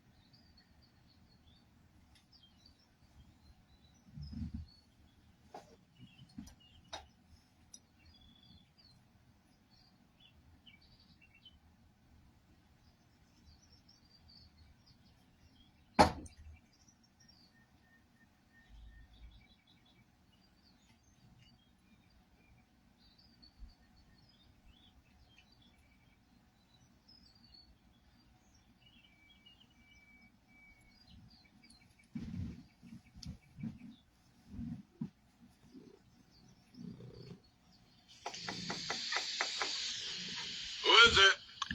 It's me, Dave. Open up, man. I got the stuff.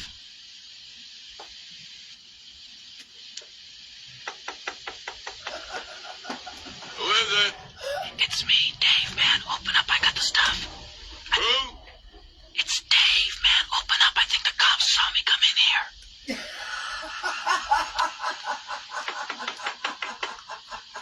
Who is it? It's Dave, man. Will you open up? I got the stuff with me. Who? Dave, man. Open up. Dave? Yeah, Dave. Come on, man. Open up. I think the cops saw Dave's me. not here. No, man. I'm Dave, man. Hey, come on, man. Who is it? It's Dave, man. Will you open up? I got the stuff with Who? me. Dave, man. Open up. Dave? Yeah, Dave. Dave's not here. No, man, I am Dave, man. Will you, come on, open up the door, will you? I got the stuff with me. I think the cops saw Who me. is it? What the hell's it? Man, open up the door, it's Dave. Who? Dave, D-A-V-E. Will you open up the goddamn door? Yeah, Dave. Dave? Right, man, Dave. Now, will you open up the door? Dave's not here.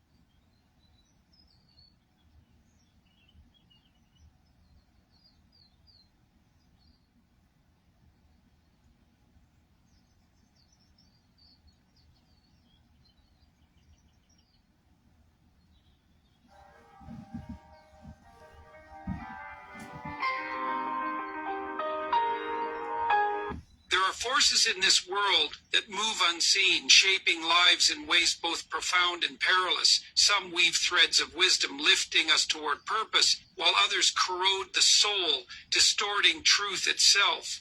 Evil does not always arrive with a snarl or a shadow. It often wears a smile, speaks in measured tones, and cloaks itself in the familiar. It thrives in manipulation, in the erosion of trust, in the quiet suffocation of light, recognizing it is not merely an act of self-preservation, but a moral duty. For to be blind to it is to become its unwitting accomplice. And yet, how often do we doubt our own instincts, dismiss the warning signs, rationalize the harm done to us? But life whispers its truths to those willing to listen. Look carefully, pay attention. The signs are there, and once you see them, you will never unsee them. And there are few things more dangerous to the human psyche than the slow erosion of reality at the hands of someone who seeks control. It doesn't happen all at once. It's never a single glaring moment of betrayal. That would be too easy to recognize. Instead, it happens in increments, in whispers, in subtle contradictions that gnaw away at the foundation of your certainty. One day you recall an event, a conversation, a promise made in clear words, and yet they insist calmly, rationally, that it never happened, that you're misremembering, that your mind must be playing tricks on you. And slowly, the ground beneath your feet begins to shift. This is the hallmark of true manipulation. Evil people do not need to raise their voices to dominate you. They do not need to be physically imposing or openly aggressive. Their power lies in their ability to rewrite the past, to turn truth into ambiguity, to make you question the very faculties you rely upon to navigate reality. And once you begin doubting yourself, you become vulnerable in ways you never imagined possible.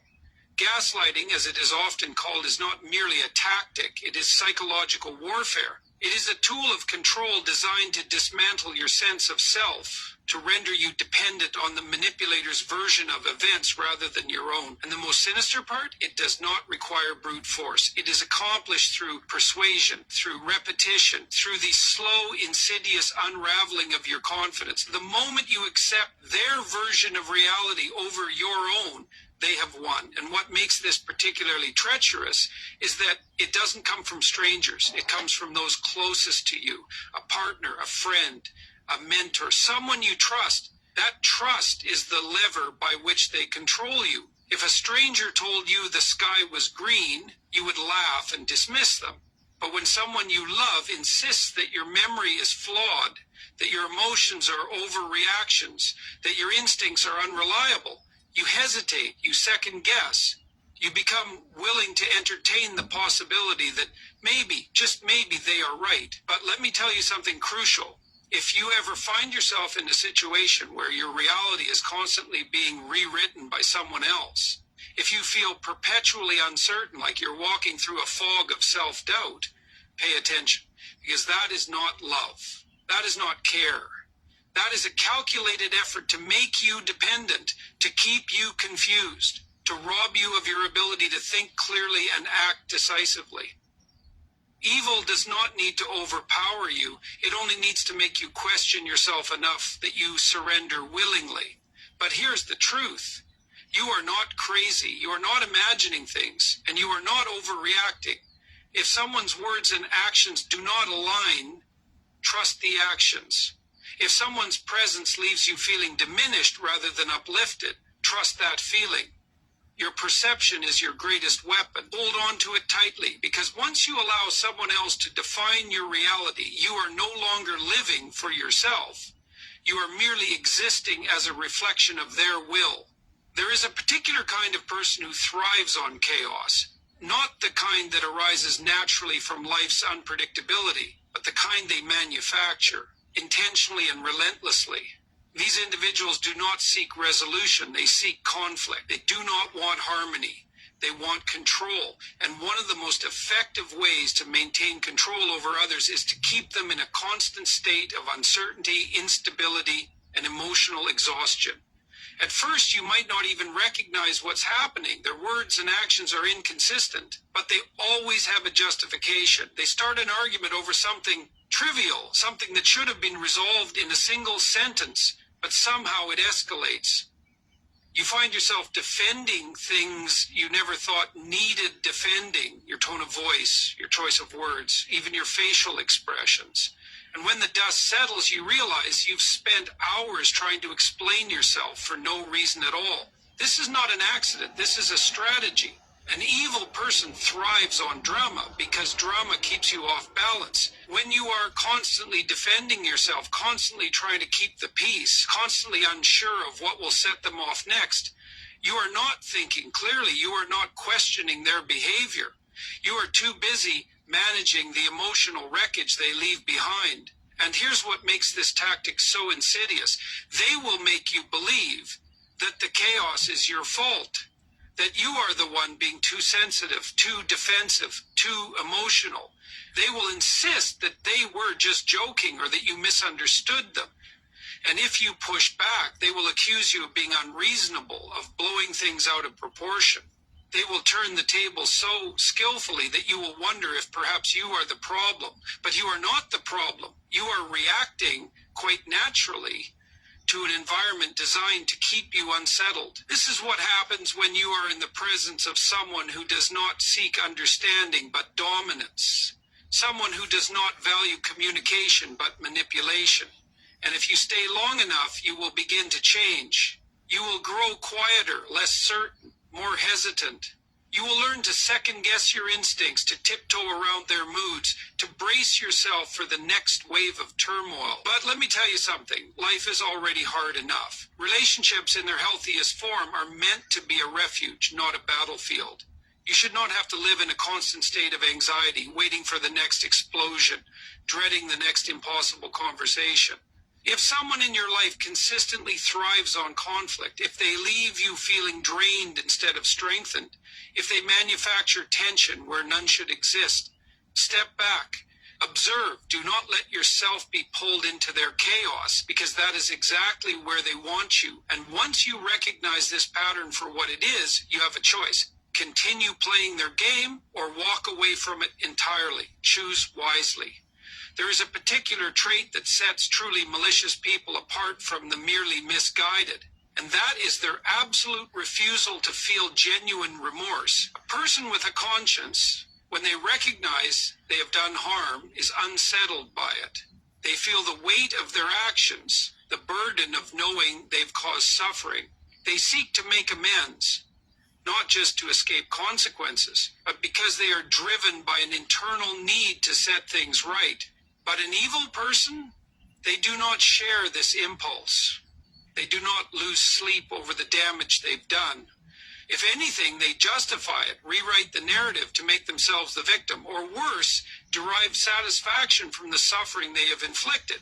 You can see this pattern clearly in how they respond when confronted. A normal person, when accused of wrongdoing, will listen, perhaps defend themselves if they feel misunderstood, but they will take the accusation seriously. They will reflect, however uncomfortably, on whether there is truth in the claim.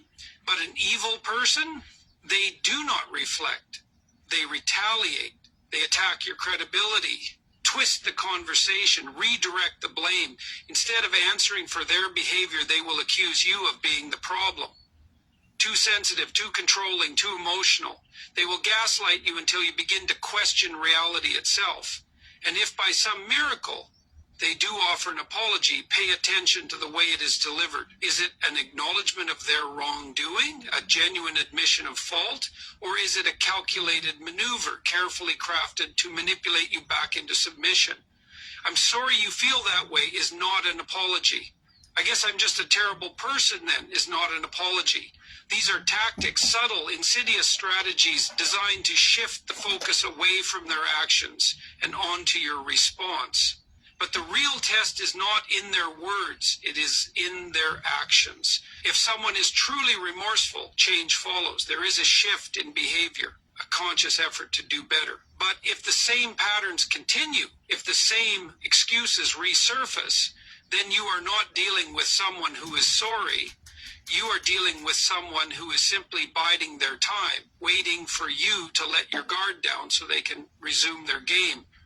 This is not a mistake.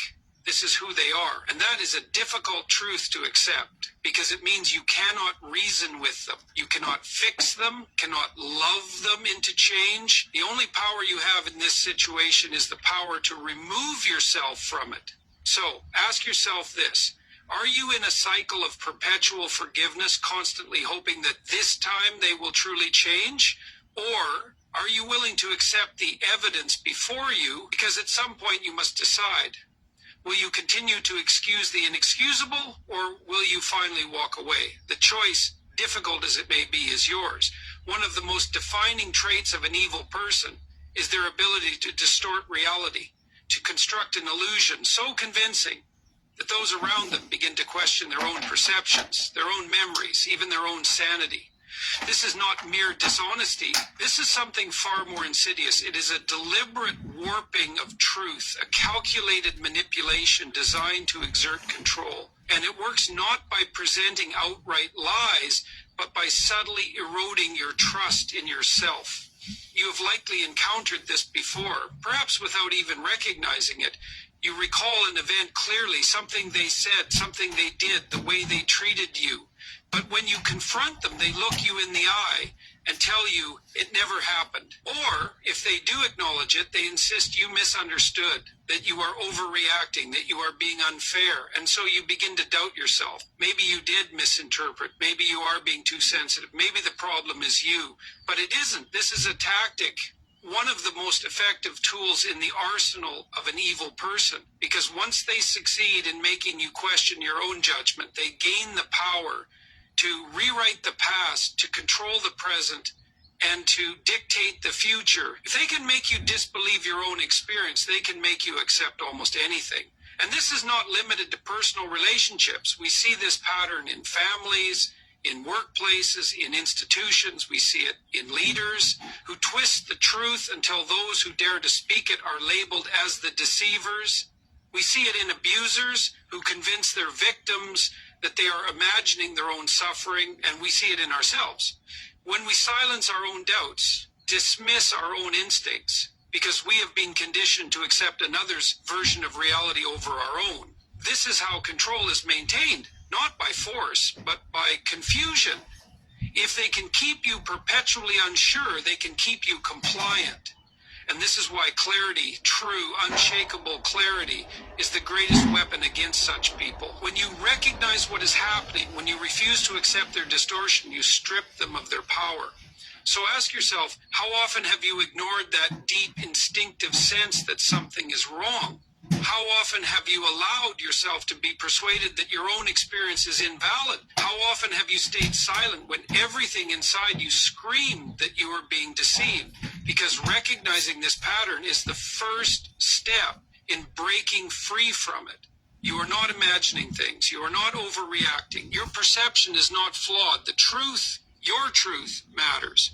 And the moment you stop doubting it, the moment you reclaim your own reality, you become untouchable. And that is the one thing an evil person cannot afford to let happen. An evil person operates in the shadows of ambiguity, not merely through deception, but through the deliberate destruction of your sense of self. They erode your confidence, your identity, and your autonomy in such a way that over time, you begin to resemble a mere fragment of who you once were.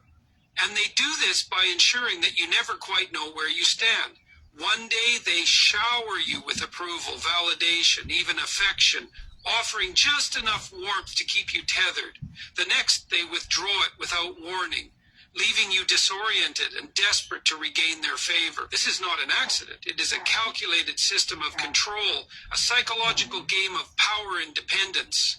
And the most dangerous part? You don't realize it's happening. You simply feel as if you are constantly falling short, constantly trying to prove yourself, constantly working to earn the love or respect that should never have been conditional in the first place. This keeps you locked in a cycle of self-doubt and anxiety. And the longer it goes on, the harder it becomes to break free because you have internalized their approval as a measure of your own worth. Think about that. What happens when you allow someone else to define your value? When their shifting moods dictate your sense of security? When their validation becomes your lifeline? You cease to be your own person. You become a reflection of their approval, an extension of their will, and that is precisely what they want. Because the more you rely on them to feel whole, the more power they wield over you. And yet, here's the paradox. No matter how much you give, no matter how much you bend, no matter how much of yourself you sacrifice, it is never enough. Because this isn't about fairness. It isn't about reciprocity. It isn't even about love. It is about control. And the only way to win a game like this is to refuse to play. So how do you break free? First, recognize the pattern. Understand that this inconsistency, this unpredictability, this constant state of unease, it's not a reflection of your inadequacy. It's a method of manipulation. Second, reclaim your sense of self. Begin to measure your worth not by how someone else treats you, but by your own internal compass. And third, most importantly, walk away, because you do not owe your loyalty to someone who sees your love as a tool to be used rather than a bond to be honored. Freedom begins the moment you decide to stop seeking approval from those who withhold it as a means of control. The moment you recognize that love is not supposed to feel like a test you are destined to fail. The moment you choose to stand firm in the certainty of your own worth. And that moment, that act of defiance, is the beginning of reclaiming your life. It is a profound and unsettling truth that evil, in its most insidious form, does not always announce itself with violence or overt cruelty. Instead, it operates in subtleties, through a slow erosion of trust, a deliberate twisting of reality, and an unrelenting effort to make you question your own perception of the world. This is not merely about deception, it is about subjugation. An evil person does not seek companionship, nor do they seek love in any form that is recognizable to the healthy mind. They seek control, and they do so by reshaping your reality until you no longer trust yourself. Consider the way they distort the truth, not just in what they say, but in how they manipulate context, omit key details, and undermine your confidence in your own understanding. They do not tell outright lies. Instead, they frame situations in ways that make you doubt your own memory, your own intuition, and eventually your own sanity. And this is perhaps the most dangerous weapon they wield, because once you begin to question yourself, once you start seeking their interpretation of events rather than trusting your own, you have unknowingly handed them the reins to your mind. And this is where true manipulation begins. You might find yourself apologizing for things you never did, feeling guilt for actions you never took, and believing you are the cause of conflicts that were, in reality, orchestrated by them. They will make you feel as though you are the irrational one, the overreacting one, the unstable one. And if they succeed in making you believe that, then they no longer need to exert control. You will do it for them. You will silence yourself, repress your instincts, and work tirelessly to conform to their distorted version of reality, all in a desperate attempt to restore a sense of peace that was never meant to exist in the first place. But the real question is this: why do they do it? The answer is both simple and terrifying, because it works. Because an independent, self-assured person is dangerous to someone who thrives on control. Because clarity, confidence, and self-trust are the enemies of manipulation. And because the moment you begin to see them for what they truly are, their power begins to dissolve. This is why the first and most crucial step to escaping the grip of such a person is to reclaim your own reality. Trust your intuition. Honor your memories. Validate your own experiences. Do not seek their confirmation, because they will never give it to you. The truth does not require their approval to exist. And when you walk away, when you step beyond their reach and finally see them for what they are, you will realize something profound. The power they had over you was never real. It was a shadow cast by your own self-doubt. And the moment you stop believing in it, the illusion shatters.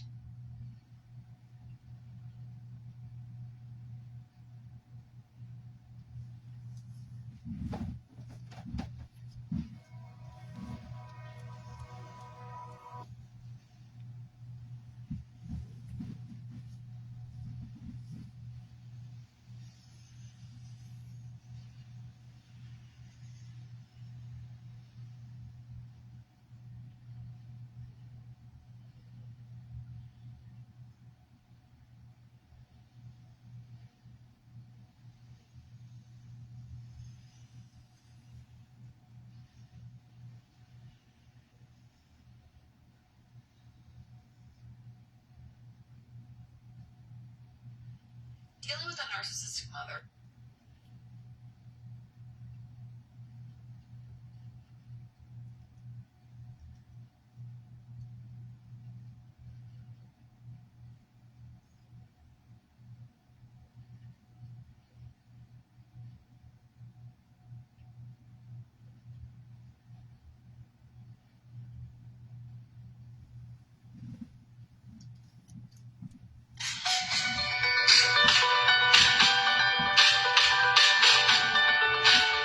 Hey everyone, it's Dr. Romani.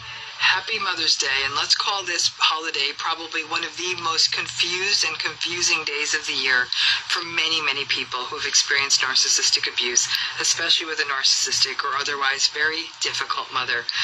You know, I often cringe when I see the calendar on Mother's Day, because I know how painful this can be for so many people. There's something about that maternal relationship, and to have a narcissistic mother and the invalidation around that can really bring a lot of grief onto this day. And I hate to sort of be a Mother's Day downer, but I do recognize that this day is so complicated for so many survivors of narcissistic abuse. And I really want to validate that and acknowledge it, because I think many times people feel shame, guilt, and grief when they encounter one of these kinds of commemorative holidays like Mother's Day or even Father's Day or any of these days, or any other kind of anniversary date, and are reminded of a maternal relationship. Your mother may still be living, and you're thinking, here we go, every single year I have to sort of jump through these hurdles. Or in the case where it feels like your mother, in other cases where you feel like you have to see them because there's pressure from the family, or in the case if your mother has passed, that there's all kinds of grief that accompany this day every single year. I mean, there is really no underestimating the importance of the maternal relationship. And one thing that makes it harder, too, is sort of how it's portrayed. Let's face it, the hardest damn part of this holiday is all these people out there posting stuff on social media and talking on it. My mother, my hero, my mother saved my life, my mother, my best friend. And every time I read one of those articles, I do cringe, because I do know how hard this is on survivors who didn't have that. And there's almost a normative societal expectation that everybody has this big, unconditionally loving heart of a mother that they can get lost in. And that's just not something that everyone has had. If you had a narcissistic mother, you know damn well that those shockwaves stayed with you well into adulthood. A life spent wondering, why am I not enough? Why doesn't she notice me? Why doesn't she care? Those echoes and those ghosts haunt you in adult relationships, leave many people looking to other adults in their world for guidance, and sometimes really making bad relational choices because they're trying to fill in for something that should have been given to them all along. And let's not underestimate the manipulation of the narcissistic mother. This is one of those holidays where a lot of narcissistic moms will often double down and really say, I gave up so much for you, I did so much for you, and that kind of talk.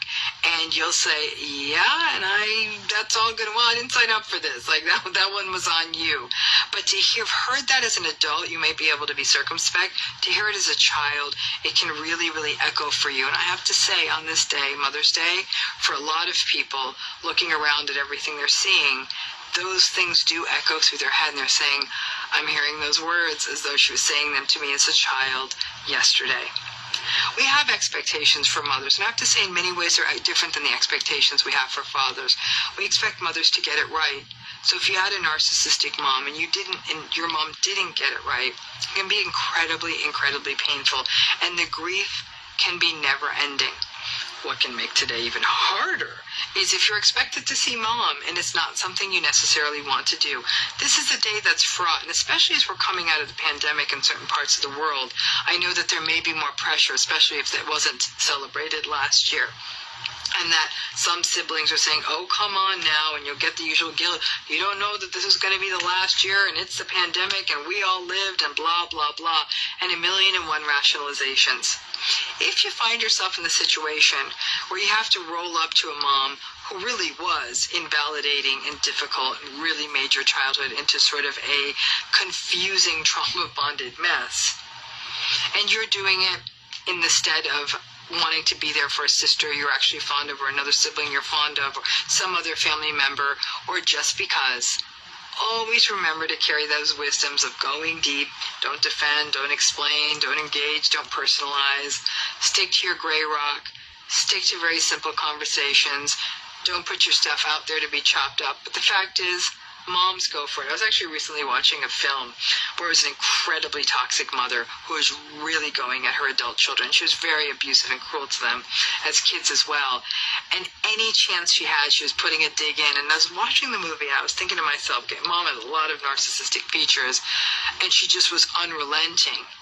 And it was interesting to watch how they played it out in the film, because the mom kept going in there and insulting what they were doing for a living, and they didn't respond. Like, they really gray-rocked her nicely and just left her and walked out of the room. And you may need to do some of that. If it's something you can avoid, especially if you think it's not going to be good for your mental health, see what you can do. As you know, sometimes forcing yourself into the obligations of days like Mother's Day, it can often put a real pall on the day. But if you do have to go, build something on the back end for you, whether it's a walk in a park or take a nap or do something that lifts your spirits. do something that lifts your spirits, because it can be very painful on Mother's Day, because it's such a primal relationship to feel like you have to do something as insincere as show up with a bunch of flowers and pay homage to somebody who actually really, really did hurt you. I mean, it's tough. Motherhood's an incredibly complicated space. Many of us have mothers. Some of us are mothers. And it brings up probably some of the most complicated conversations we can ever have with ourselves, and also some of the most profound impacts. So on this Mother's Day, if you're having to walk through the very uncomfortable territory of having had a very toxic, difficult mother, please be kind to yourself this year. A really important thing that survivors of narcissistic abuse can do is sometimes when you can close your eyes and really channel that child you were, that child that was ignored, the child that was invalidated, the child that was mocked or minimized. Not just on Mother's Day, but every day.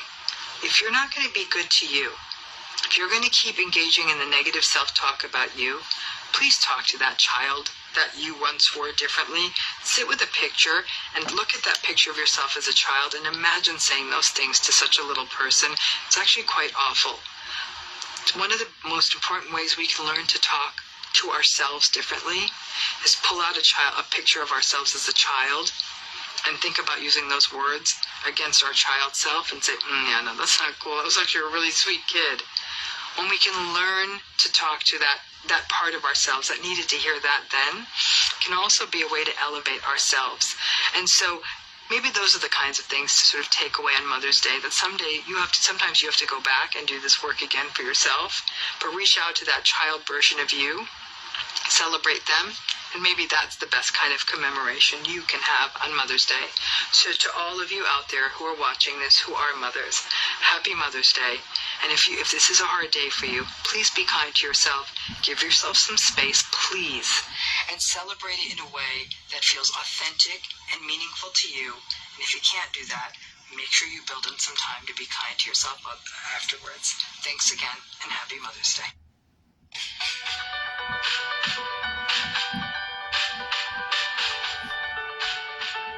Hey everyone, it is Dr. Romani. Happy Mother's Day. So, this can be a very complicated holiday if you have a narcissistic mom. So stay tuned, because I hope as you watch this today, while people are sort of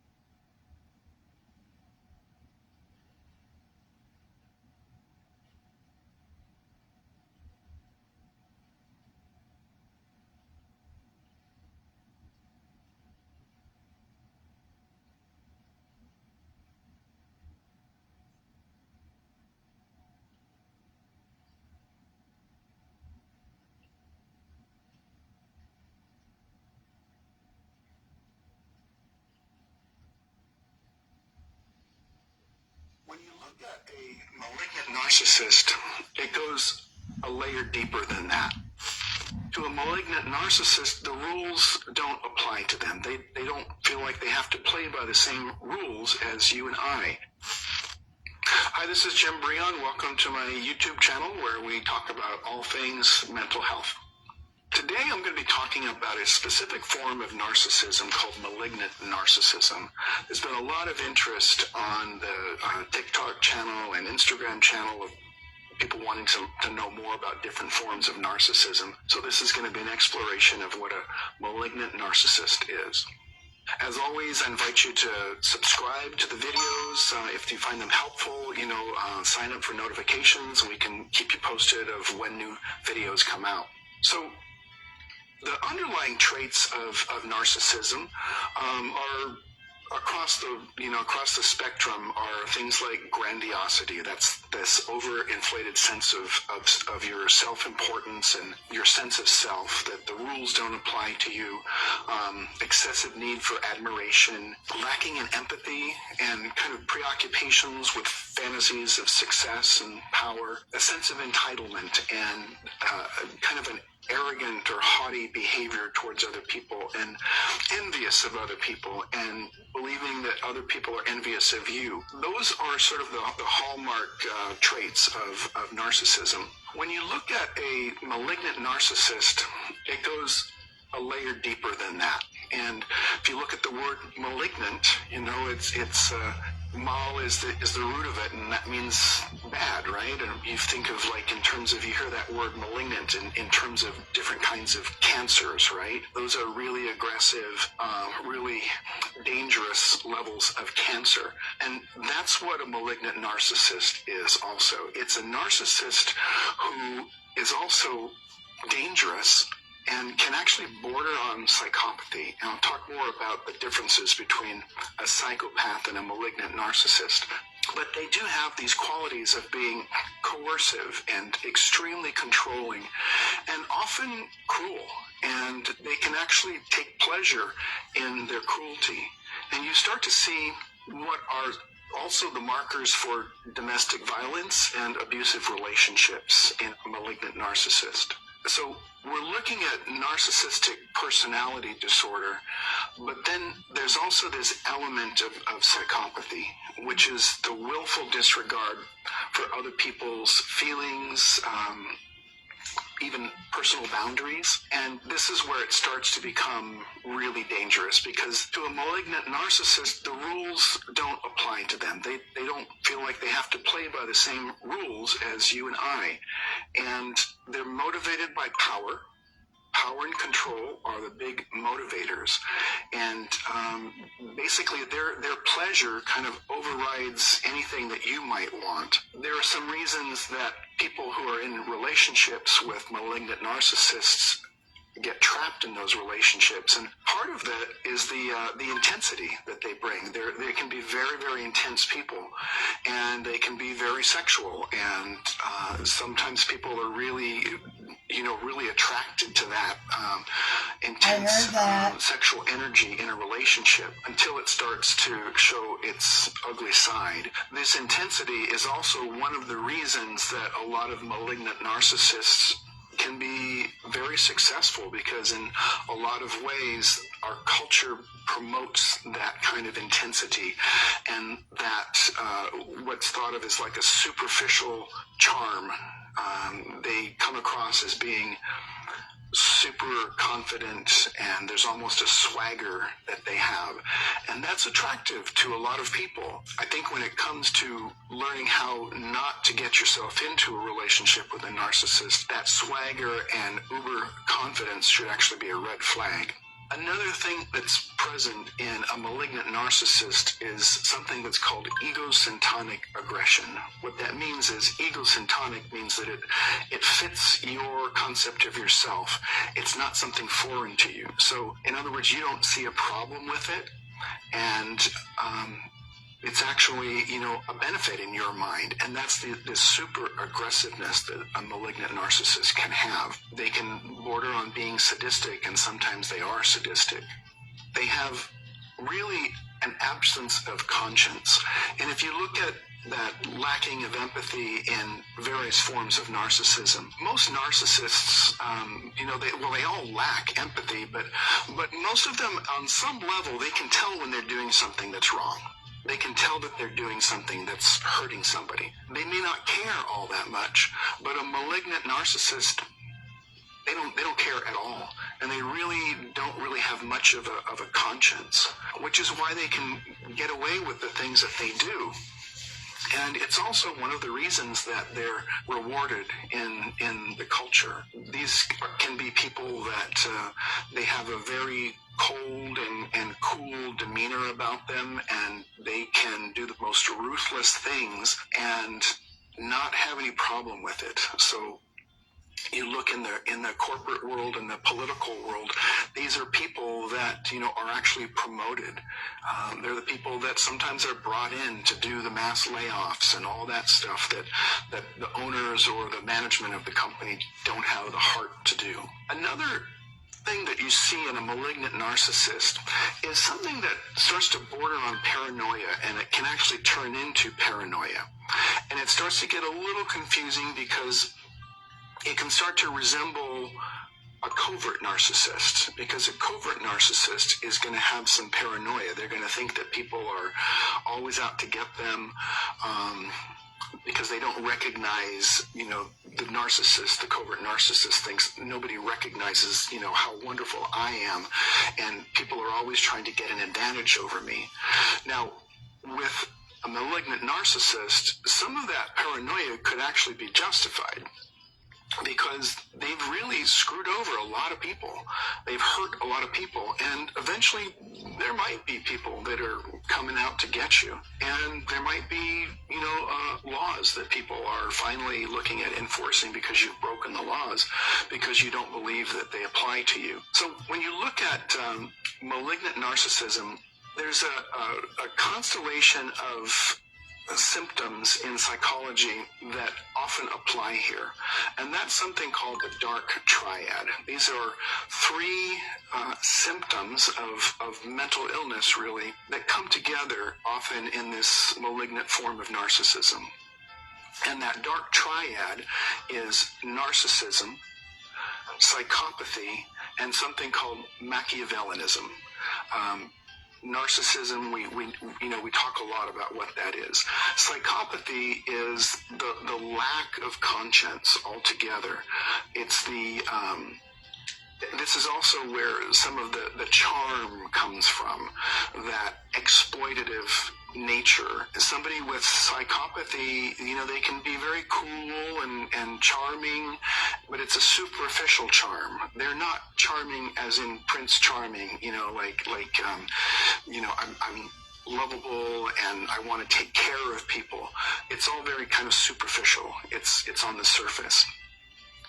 And Machiavellianism is that trait where somebody is obsessed with their superficial, again, reputation. It's their superficial charm and their confidence, their swagger, but they're also able to plot and scheme and come up with intensely thought out plans to gain power or control over somebody, to undermine somebody where they don't even know that that's happening. It's sort of like playing chess with other people. You see this a lot when you look in the culture. You see it in political leaders, and not just our culture, but throughout the world. You look at political leaders that are ruthless, only concerned with themselves. They project, and that's another calling card, so to speak, of the malignant narcissist, is that they control people with fear, and their main defense is projection. So what that means is that they are going to accuse other people of the things that they're doing. It's a way to deflect and try to gaslight people into believing that I'm actually the victim. People are taking advantage of me. It's another similarity to a covert narcissist, because a covert narcissist will play the victim. They have kind of a poor me attitude that, I've never been given the breaks that I needed. People are, taking advantage of me. Nobody ever does anything for me. But the malignant narcissist will play the victim card in a very different way. They're going to be the victim anytime that they don't win. If they don't win, it's because somebody cheated. And basically using this projection where they're always projecting their stuff onto other people. Anytime you hear an accusation, that's actually confession. And you start to recognize this in a malignant narcissist. A malignant narcissist can really easily get caught up into conspiracy theories, not like the run-of-the-mill conspiracy theories, where people believe in all kinds of irrational ideas, but that people are plotting conspiracies against them when, in actual fact, that's what they're doing towards other people. And they really demand loyalty and obeisance. They want you to obey them. That's the way that they shore up their self-esteem, and they overcome their insecurities, because deep down inside, like all narcissists, they're intensely insecure people. And they want loyalty and obedience from people.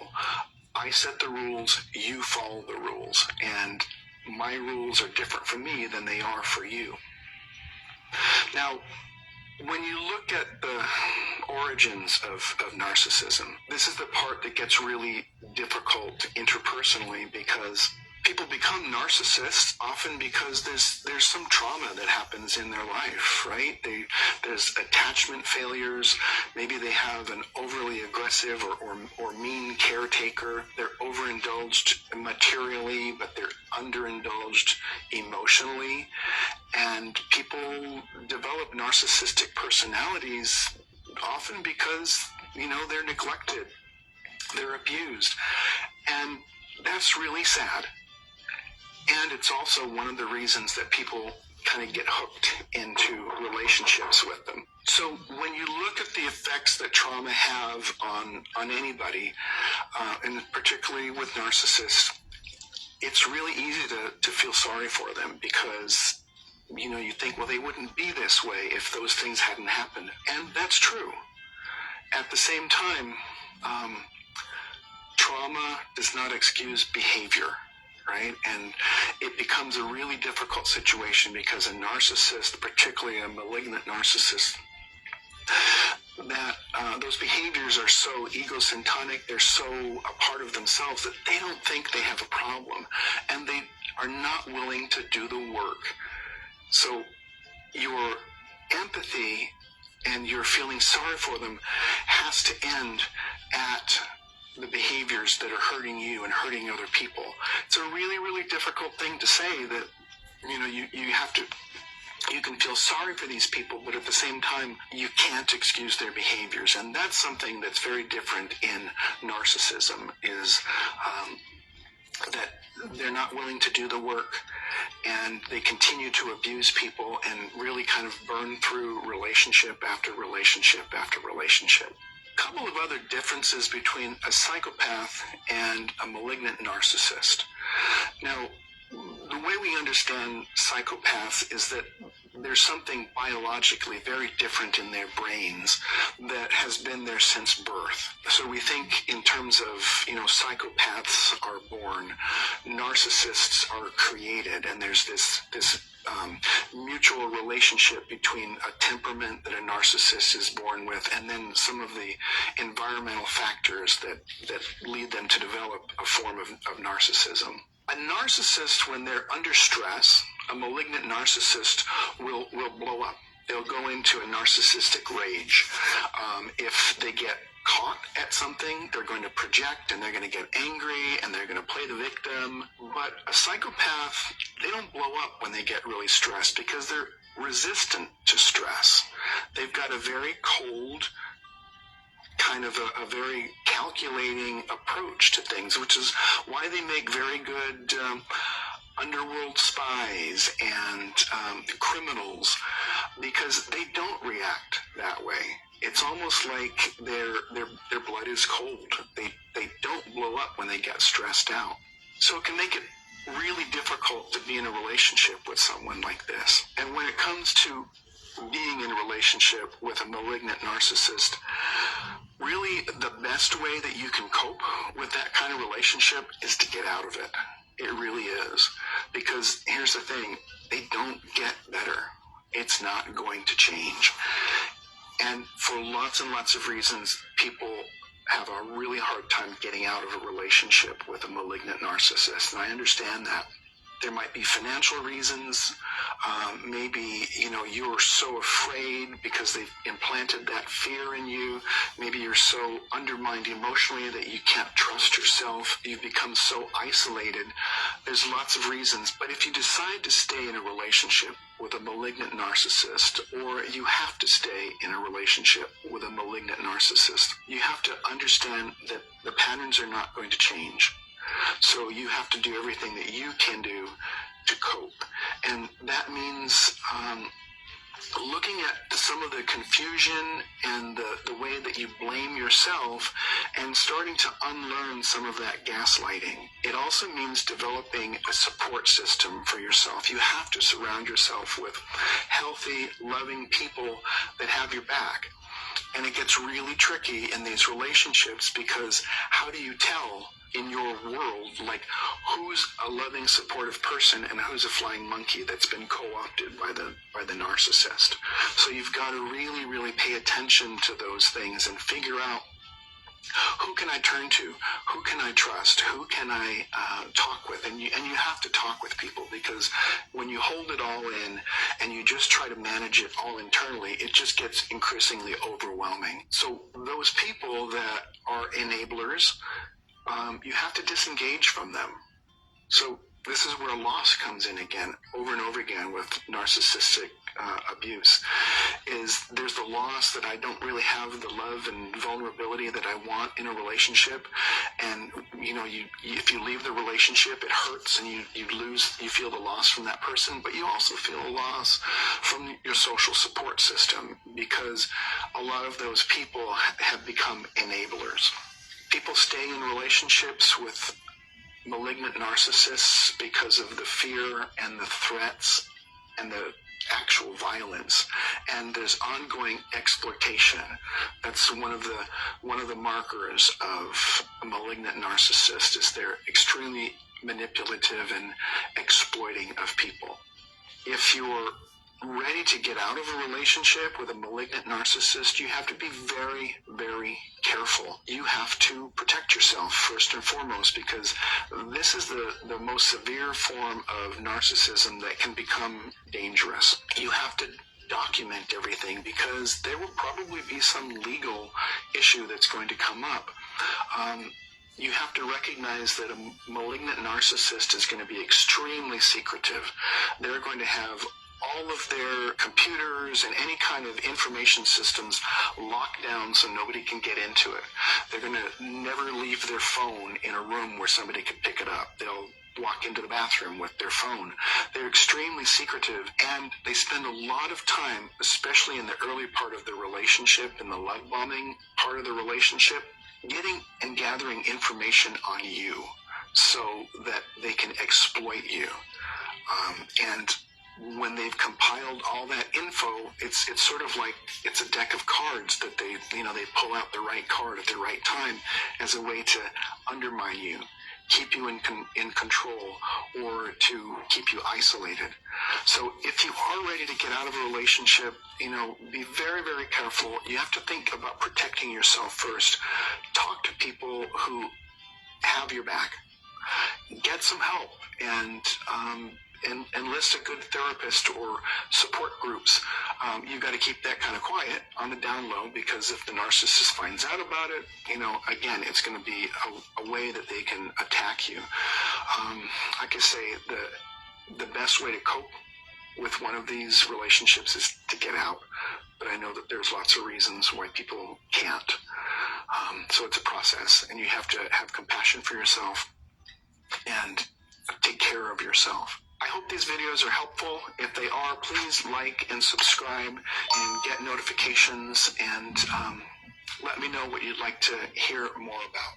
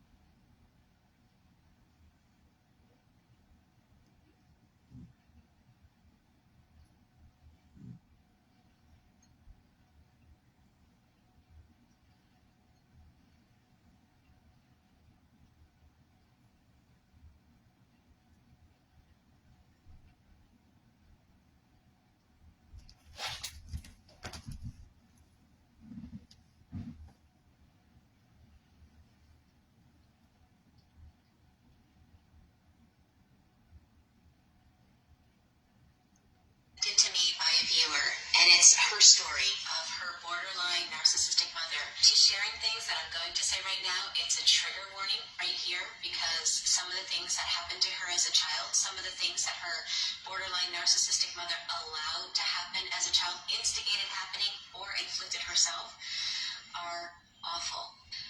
But this is truth. This is not a story that's made up. This is a reality, and sadly, it's more common than people realize. Children are being raised like this all the time.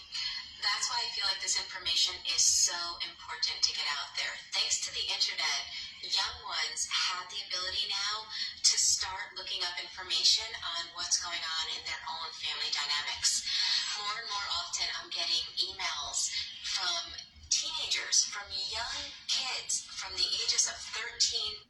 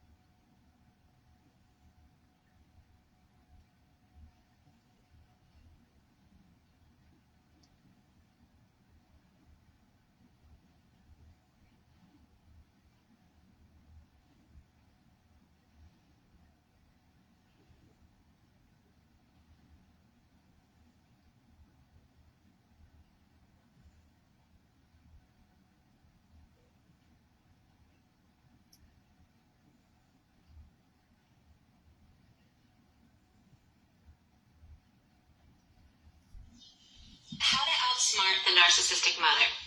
Recently I did a video entitled How to Outsmart the Narcissist. Here's the link for that if you haven't seen it. And this video is in response to a subscriber who sent in an email regarding their personal situation with a narcissistic parent. So let's read that email and see what tactics you can use to outsmart the narcissistic mother. This is from Ignacio, and he writes, "Hello, I'm a recent subscriber to your great YouTube channel, and firstly I want to thank you for all the suffering you've helped me release already. For a long time I felt very lonely and traumatized and thinking there was something wrong with me for simply being me. It's been great to get in contact with your videos and those of other people who are going through similar experiences with these manipulators. So I'm going to take you up on your generous offer and ask about one of the gazillion of inconsiderate behaviors my mother has towards me and others. Currently going no contact with her is not an option because I'm getting on my feet economically and have been forced to live with my parents for a while, and I'm trying to do damage control and daily cleansing. The thing she does is coming out of the blue, asking me something, and when I'm trying to answer, physically leaving and allowing me one sentence at most. Of course, this behavior tends to happen more often when my answer does not fit what she had in mind, but in the end, it doesn't matter, does it? If you say black, she'll try to trip you for how white she wanted it. If you say white, she'll say black. This is a lack of respect and very unsettling to me because, one, she comes at any moment interrupting whatever I'm doing, It takes time to recover from any interruption, but of course her time is more valuable than mine, so she comes in at any moment. And two, by leaving that way, not letting me explain, she forces my brain to switch into answer mode, but then leaves quickly without allowing me even a whole sentence, which causes me frustration. So for example, here the strategy you mentioned in the video, How to Outsmart the Narcissist, turning the mirror and showing the person what she's doing, making the narcissist go into the same defensive mode they've tried to inculcate in you, I don't think it could work, because to do it, the only options I see are A, yelling at the person or running after her to resume the dialogue. Hey, I'm talking here. It's rude to leave while the other is talking, a behavior the narcissist would love. Or B, try to bring up the issue later in the following interaction. Gosh, you ignored me before when I was trying to answer you. But then, with some time gone by, it's easy for her to gaslight you. When was that? I don't remember. Then you have to give explanation. She frowns and looks at you as if you're insane, with the final conclusion being that I'm being too sensitive. Yes, sensitive, because unlike her, I let people to whom I ask questions finish their sentences. What a concept. I don't know if you've suffered this flavor of narcissism. Also, I'm a recent subscriber, so forgive me if the matter has already been discussed in other videos. If not, I'd love to pick your brain on how to cope with this kind of abuse. So, welcome to my channel, Ignacio, and thank you for sending in a question to be answered with a video. What a great question, because as you mentioned in your email, there are a gazillion ways the narcissist comes at you to try to get narcissistic supply. So it's really impossible to give every technique or explain how to handle every situation in just one video. So I'm going to start a series with different techniques to use under different circumstances that hopefully can be helpful. And the awesome thing is, as you begin learning these different techniques, you actually begin to see that there's a mindset that you can get that really, once you get that mindset on how to handle the narcissist, you start to figure it out. And no matter what situation comes up, you learn to navigate through that field of minds without getting emotionally scarred in the process, which is a great place to get to. Okay, so with this situation, I wanted to mention some fundamental truths that every child of a narcissistic parent kind of has to swallow, kind of has to recognize the truthfulness of certain aspects of the narcissistic parent in order to be able to handle it in the best way. And one of those fundamental truths are, one, the narcissist, when they ask you questions, really doesn't care what you have to say. It's a hard truth to swallow. They are not interested in your opinion. They really don't care. They are actually purposely provoking a situation in which they can gain narcissistic supply. And I did do a video recently on this. I think it's entitled Beware of the Female Narcissist Loaded Questions. And there's the link to that gives a little bit more information on how the female narcissist often does this when she provokes a situation by asking an innocent question, a viewpoint question, or your opinion on something, and it's really just setting you up so that you give a negative response and they get narcissistic supply.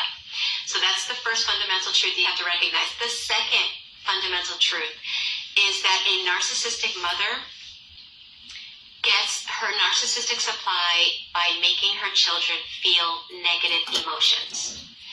For example, if your narcissistic mother can make you cry, angry, frustrated, feel bad in any way, that's them taking a hit of narcissistic supply off of you. Anytime you feel a negative emotion. So, once you recognize that truth, one thing that is helpful, since you cannot go no contact, the best thing to do in that situation is to go no negative emotional contact. In other words, you're not going to go no contact, but you are going to give no negative emotional response, no matter what happens. That's a way of you not allowing yourself to be that hit of narcissistic supply for your parent. So how do you do that? You're probably thinking, okay, well, that's nice to know. How am I going to do that when she's constantly provoking situations? Well, taking the case of what you're going through at this moment, where she interrupts you on purpose, that's being done because it makes her feel powerful. She knows you're busy. The fact that she can stop you against your will because she also knows you don't want to be interrupted gives her a sense of power. The fact that she walks away in the middle of you speaking is giving her supply because she's making you feel as if your answers are so insignificant that they're not worth her time of day to really listen to. So in walking away, that causes frustration in you, and she gets more narcissistic supply at knowing that she has that power once again to make you feel that frustration. Okay, so what do you do? Now I imagine when she comes in and is going to interrupt you, your whole body probably gets tense and you feel frustrated and angry because one, you know she's doing it again. She's not respecting your boundaries. She's doing it only to make you feel bad, and you know the end result is going to make you feel in a negative way. So in this situation, you can't change the narcissist. If you think that you can stop her from interrupting you, that's not going to happen. If you think you can teach a narcissist to respect your boundaries, that's not going to happen. If you think you're going to help her to realize she's being rude and change, that's not going to happen. Okay, so since you can't change the narcissist, what you can do is reframe the experience. Instead of feeling powerless and angry, you can, by reframing the experience, you change the meaning of the experience. So I'm going to show you how to do that. It seems like a very simple thing, but it can have profound results. Okay? For example, when she comes in and she interrupts you, the first thing that happens probably is you get tense and your negative emotions arise, your fight or flight system kicks in because you know that it's not going to end in a positive way. Okay, if you can change that and reframe that, instead of when she interrupts you, viewing and focusing on the negative, you shift your focus on something positive. For example, you can say in your mind, yes, this is an opportunity for me to show myself that I'm in control of my emotions.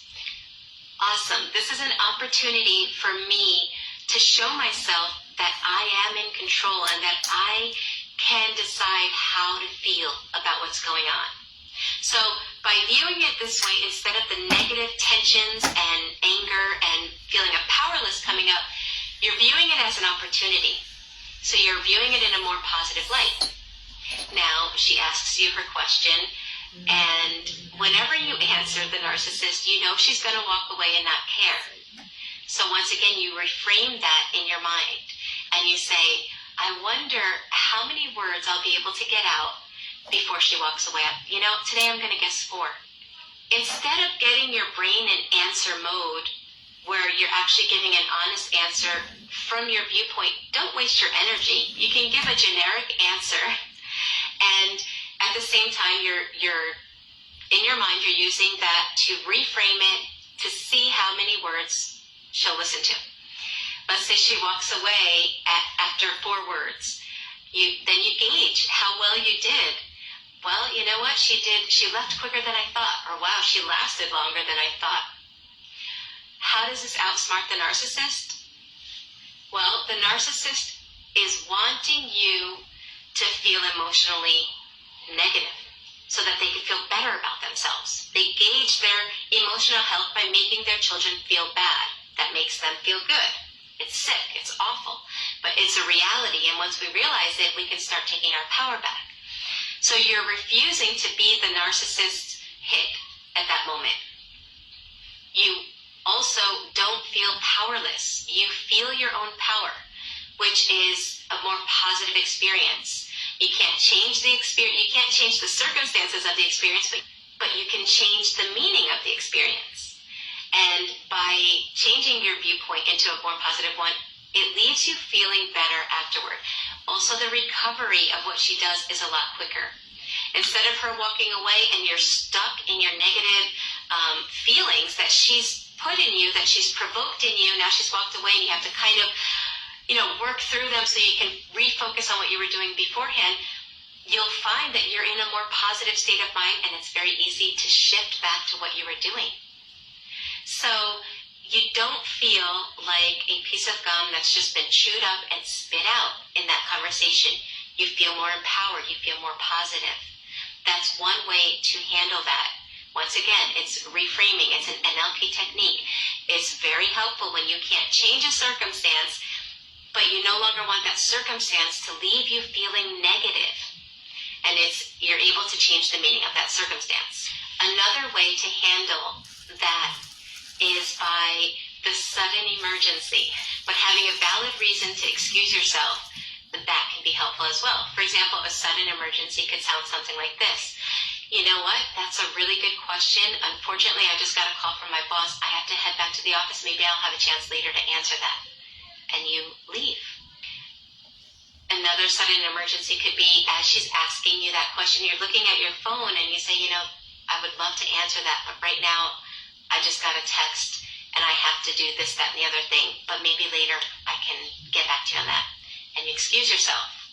Or as she's coming in, if you already know what's going to happen before she even gets to the question, you could say something like, hey, I'm sorry to interrupt you, but I have to go jump in the shower. I'm kind of in a rush, but we'll talk later.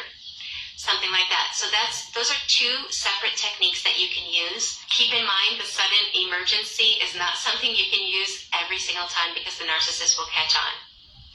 But it's just a mindset where you learn how to navigate through those fields of conversations that are full of minds, and you're able to come out without the emotional scars that you were coming out with in those same conversations.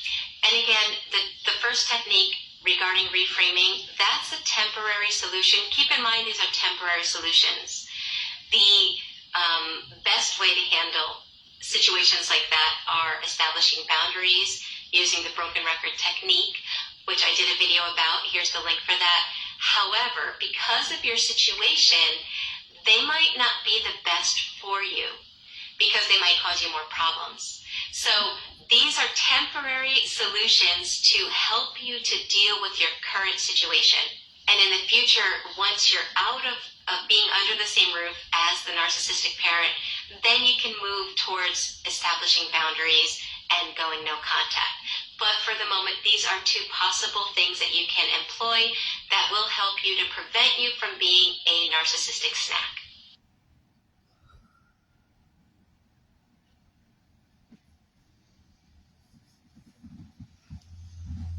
When I first was healing from narcissistic abuse, I so identified with the phrase or the term.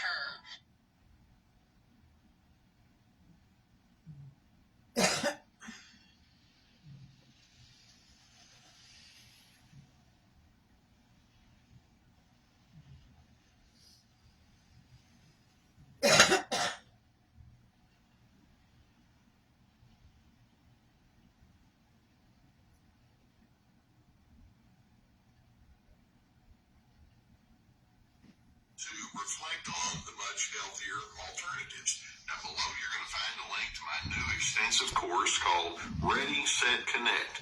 It addresses both the mindset and the skills involved in gratifying relationships, and I hope you'll find it to be quite therapeutic.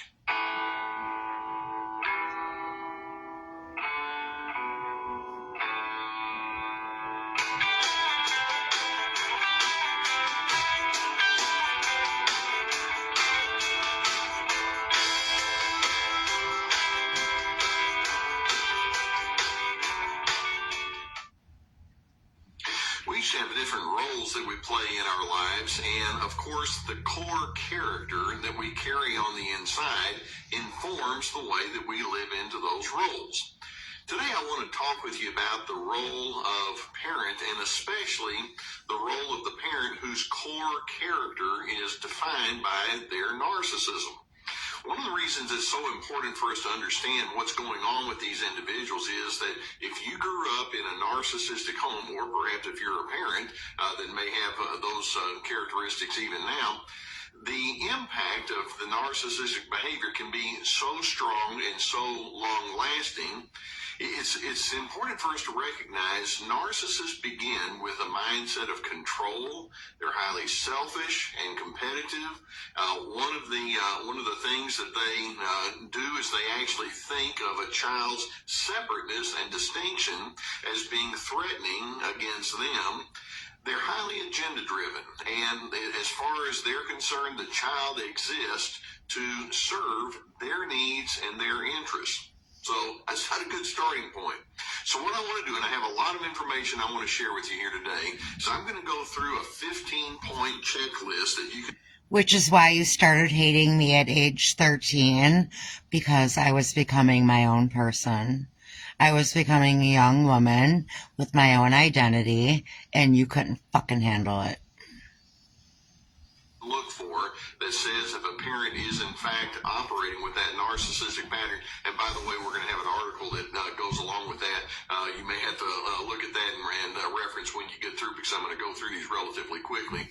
But let's get right to it. And I want to see if you can just kind of get a gauge about whether you were indeed brought up with strongly narcissistic parenting. Now, number one on our checklist is narcissistic parents will have a maximum of telling and a minimum of discussion. In other words, let me explain to you how things are supposed to be, and this is especially true in moments of differentness and conflict.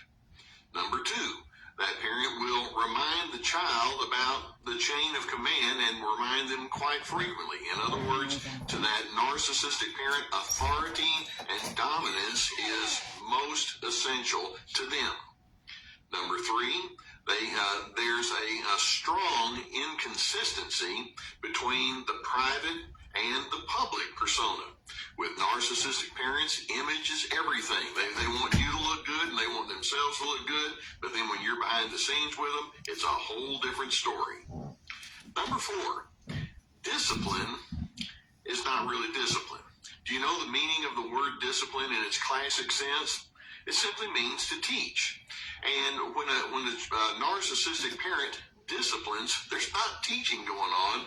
It's just pounding that person into submission. And if the child learns anything, they learn to suppress. They learn to go underground. They learn to keep secrets, because it's like, if I share who I am, it's not going to work out well for me at all. Number five, the narcissistic parent may make manipulative use of reward and punishment. Now, I understand that whenever parents want to teach their kids something, they can't say, well, here's the reward you're going to get, here's the punishment you might get, or the consequence you're going to have. But that's what we're talking about with narcissistic parents goes way beyond that. It has a threatening approach. If you don't do A, then you're going to get B, and it's going to be miserable for you. Or if you do this, and they're almost in an enticing salesman pitch, then I'm going to give you this. And there's a real strong sense that says one way or another, you're going to do what I want. And we go back to that teaching. It's not about teaching. It's about manipulation and keeping you in line. Number six, these narcissistic parents can be erratic in their moods, and they can be set off emotionally over trivia and over your sense of separateness. And you're thinking, what did I say? What did I do? And many times, kids who grew up in narcissistic families will say, there was this walking on eggshells feeling that I had, and it was pervasive. Number seven, and this is an interesting one, and that is when the child is immature or edgy, the narcissistic parent is even more so. Okay? In other words, if the child yells or screams or says something off base, the parent can come back and do the exact same, only worse. And the implication is there's a strong codependent nature that parent brings, and the parent is actually looking for supply. And because of their lack of a strong interior base to draw upon, when the kid doesn't go along with what they say, if you get moody, I'm going to get double moody. If you have upset feelings, then I'm going to be even more upset. And that's how they think. That's how they operate. Number 8 on our checklist is that narcissistic parent will turn the child's separateness or distinction into a referendum about themselves. For example, why are you doing this to me? Don't you know that this is going to make me look bad and I've taught you better than this? I recall a man who was in his 40s and his own father was saying, I thought I brought you better up than this, and would just use that kind of thing against him, much less who knows what he was spoken to when he was 9 years old. But it's all about the parent. What you do is a referendum on them. Number 9 on our checklist, and that is that narcissistic parent may not be available in critical moments, whether it's physically they're just not available and they don't show up, or emotionally they're not available.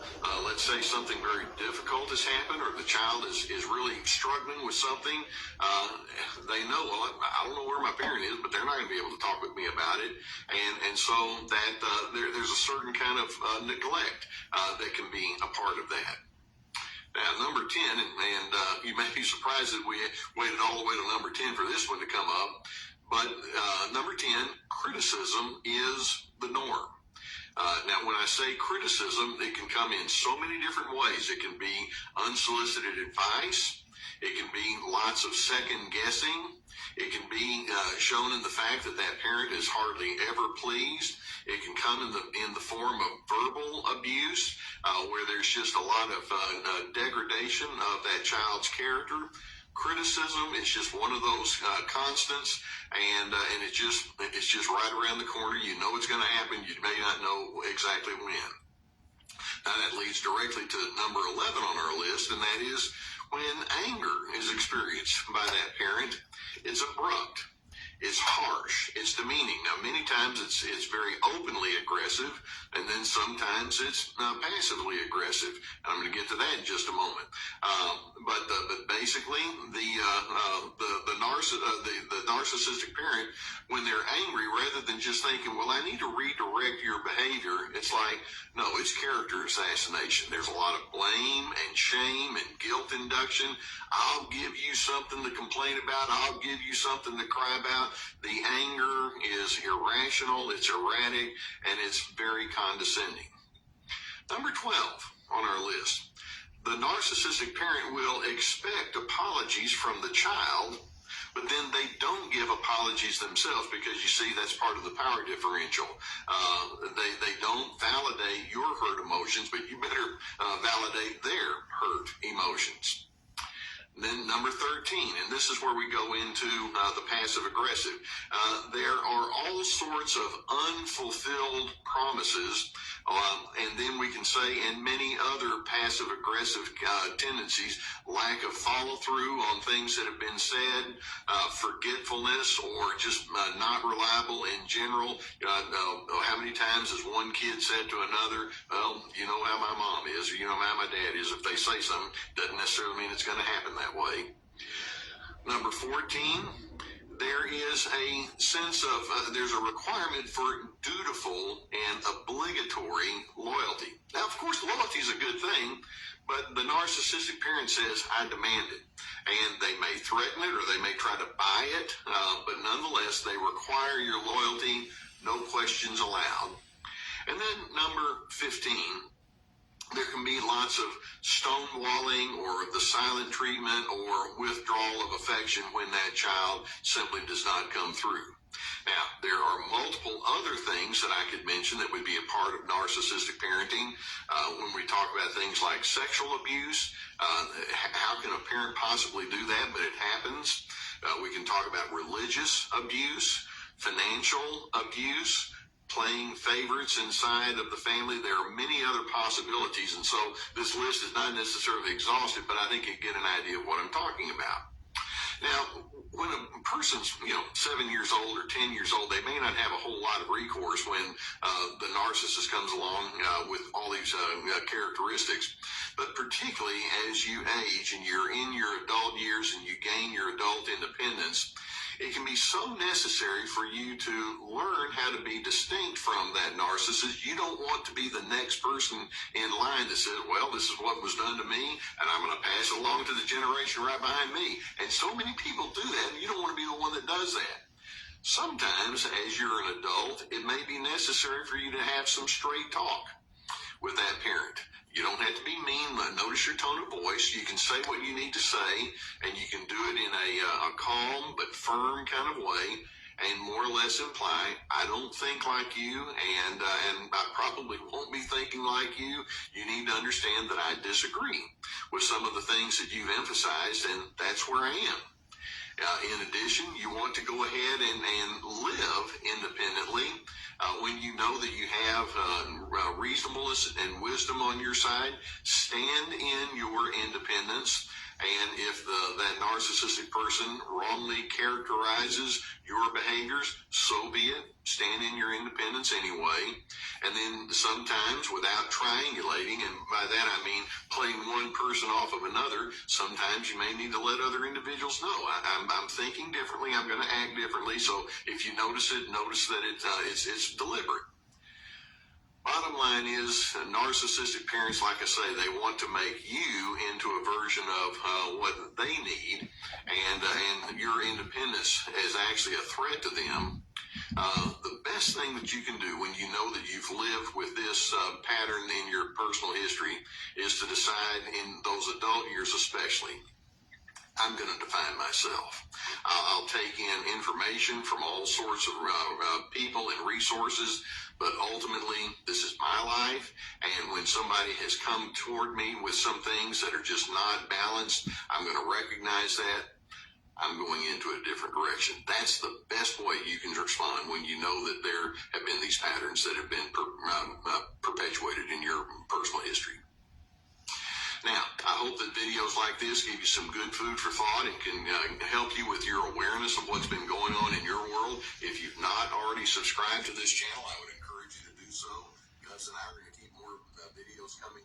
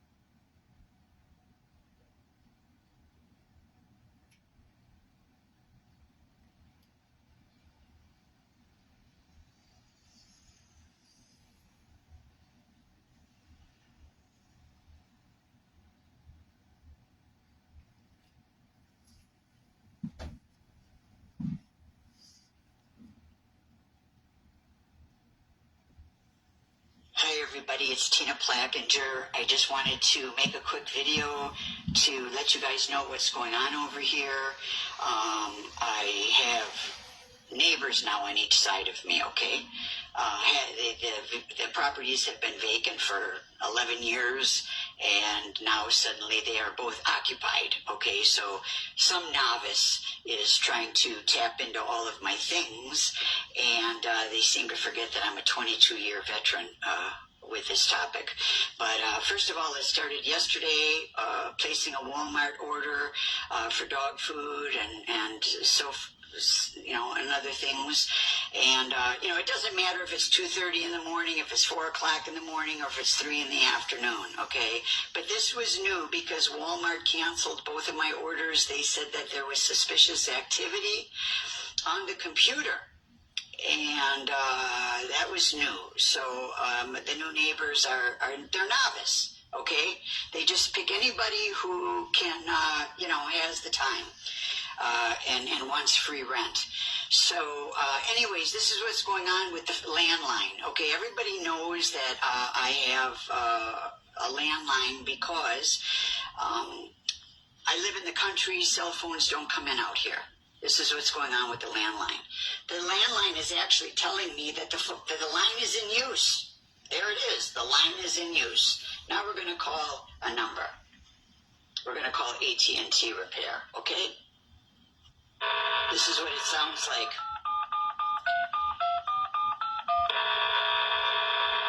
It's very difficult to do anything on the telephone. Besides even talk to my mother every day. I can't even talk with her. Okay? Pay bills, do anything. God forbid there's an emergency. Okay? So the call does not go through. Oops, sorry. The call doesn't go through, and it actually is telling me that the line is in use. Okay, repair guys, they come out, the phone is working when they come out, and nothing ever gets done. It's the same old song and dance, but now it's worse. Now the phone is actually telling me, just like the computer did, just like Walmart told me yesterday that there was a suspicious activity on the account, and that they canceled both of my orders. So, the messages are coming through very clearly. My stereo, little Sony stereo, it was at my mom's house. I called her on the phone and I asked her to please send it to me 2 years ago. And because all of my phone calls are listened to, the box, when it came, I complained to my mom that she didn't wrap it good enough. And she said, well, I thought that I did. I said, well, the tape was off the box. The thing was hanging out. And there's a dent in the speaker, which was never there. Well, they always like to ruin things, okay? So when I plug this in, which I don't think is even necessary for me to show you when I plug it in, but I will. I'll plug it in and show you. Okay, this is what happens. It says standby. Okay, just to show you, there's no CD in it. Okay, no CD. Okay, there we go. It's humming. It's humming. There's something in here that is on. It's on, and I believe it's a hearing device. Okay, and that's how they were able to always turn the stereo off on me when I was working out. Okay, so now I'm going to turn it around and I'm going to show you something. All right. You see this side over here, the factory, how the seam is real nice and tight right here? You see the seam? Okay, that's how it comes from the factory. Now look on this side. Look on this side. Ta-da! Look at that. It's been opened. It's been opened. So the gang stalkers, who are gang members, there's hundreds and hundreds and hundreds of them, all different gangs. Okay, they all have jobs. So they opened it up and they put something in it. Because this side's nice and sealed, nice and tight, see? Okay? And this side over here is not, which of course I did not notice until I realized one day that the machine was humming. when it was plugged in. So it's really important that you unplug everything. Anything that's electrical, you've got to unplug it, okay? And what happened to me was, I bought a bunch of CDs trying to grasp the past a little bit, listening to some 80s stuff and working out. And it was disappointing when I just got too tired of being interrupted where they were shutting my stereo off on me every time I was working out. So I packed it up and I put it away. And what the devil means for evil, only God can do this, but he does it. He turns it around and uses it for something good. Because I had been praying to him, please help me with my mind. I'm training, I'm doing leg biceps, okay, but my mind isn't in my leg bicep, okay? My mind is in something from PTSD that happened to me 10, 12, 15, 22 years ago. And this was going on for years. I've been training for 3.5 years now, okay? So this was going on for a really long time. And it's exhausting. I told you, I got a sign that says, don't look in the past. Don't look behind you. I don't know what the sign says, but I have it. Lot's wife look back. Don't look back. That's what I said. Don't look back. It sets you back. Lot's wife looked back and turned to salt. Okay. So I was having a hard time with it.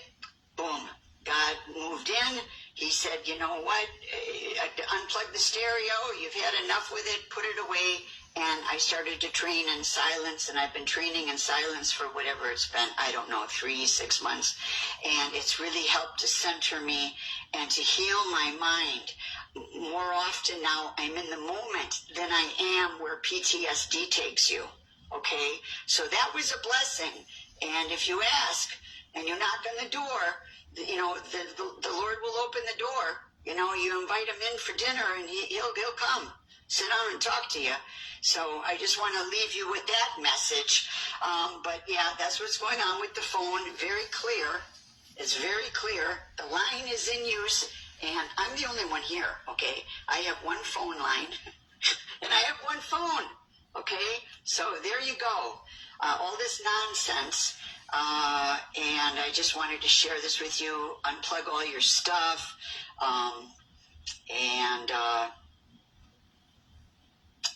Maybe somebody will get something out of this, but this is what's going on. I'll tell you what, if the aggravation doesn't get you, the stress will. Thanks for joining me. God bless you. We plead the blood of Jesus over our minds, and we plead the blood of Jesus over our days, okay, because nothing can penetrate the blood of Jesus. So the Lord sees everything, and he will turn things around. The God that I serve, he will deliver me. And you know who came up with that were the 3 Hebrew guys that were in the furnace, okay? Shadrach, Meshach, and Abednego, the 3 Hebrew guys that they tied up and threw in the furnace.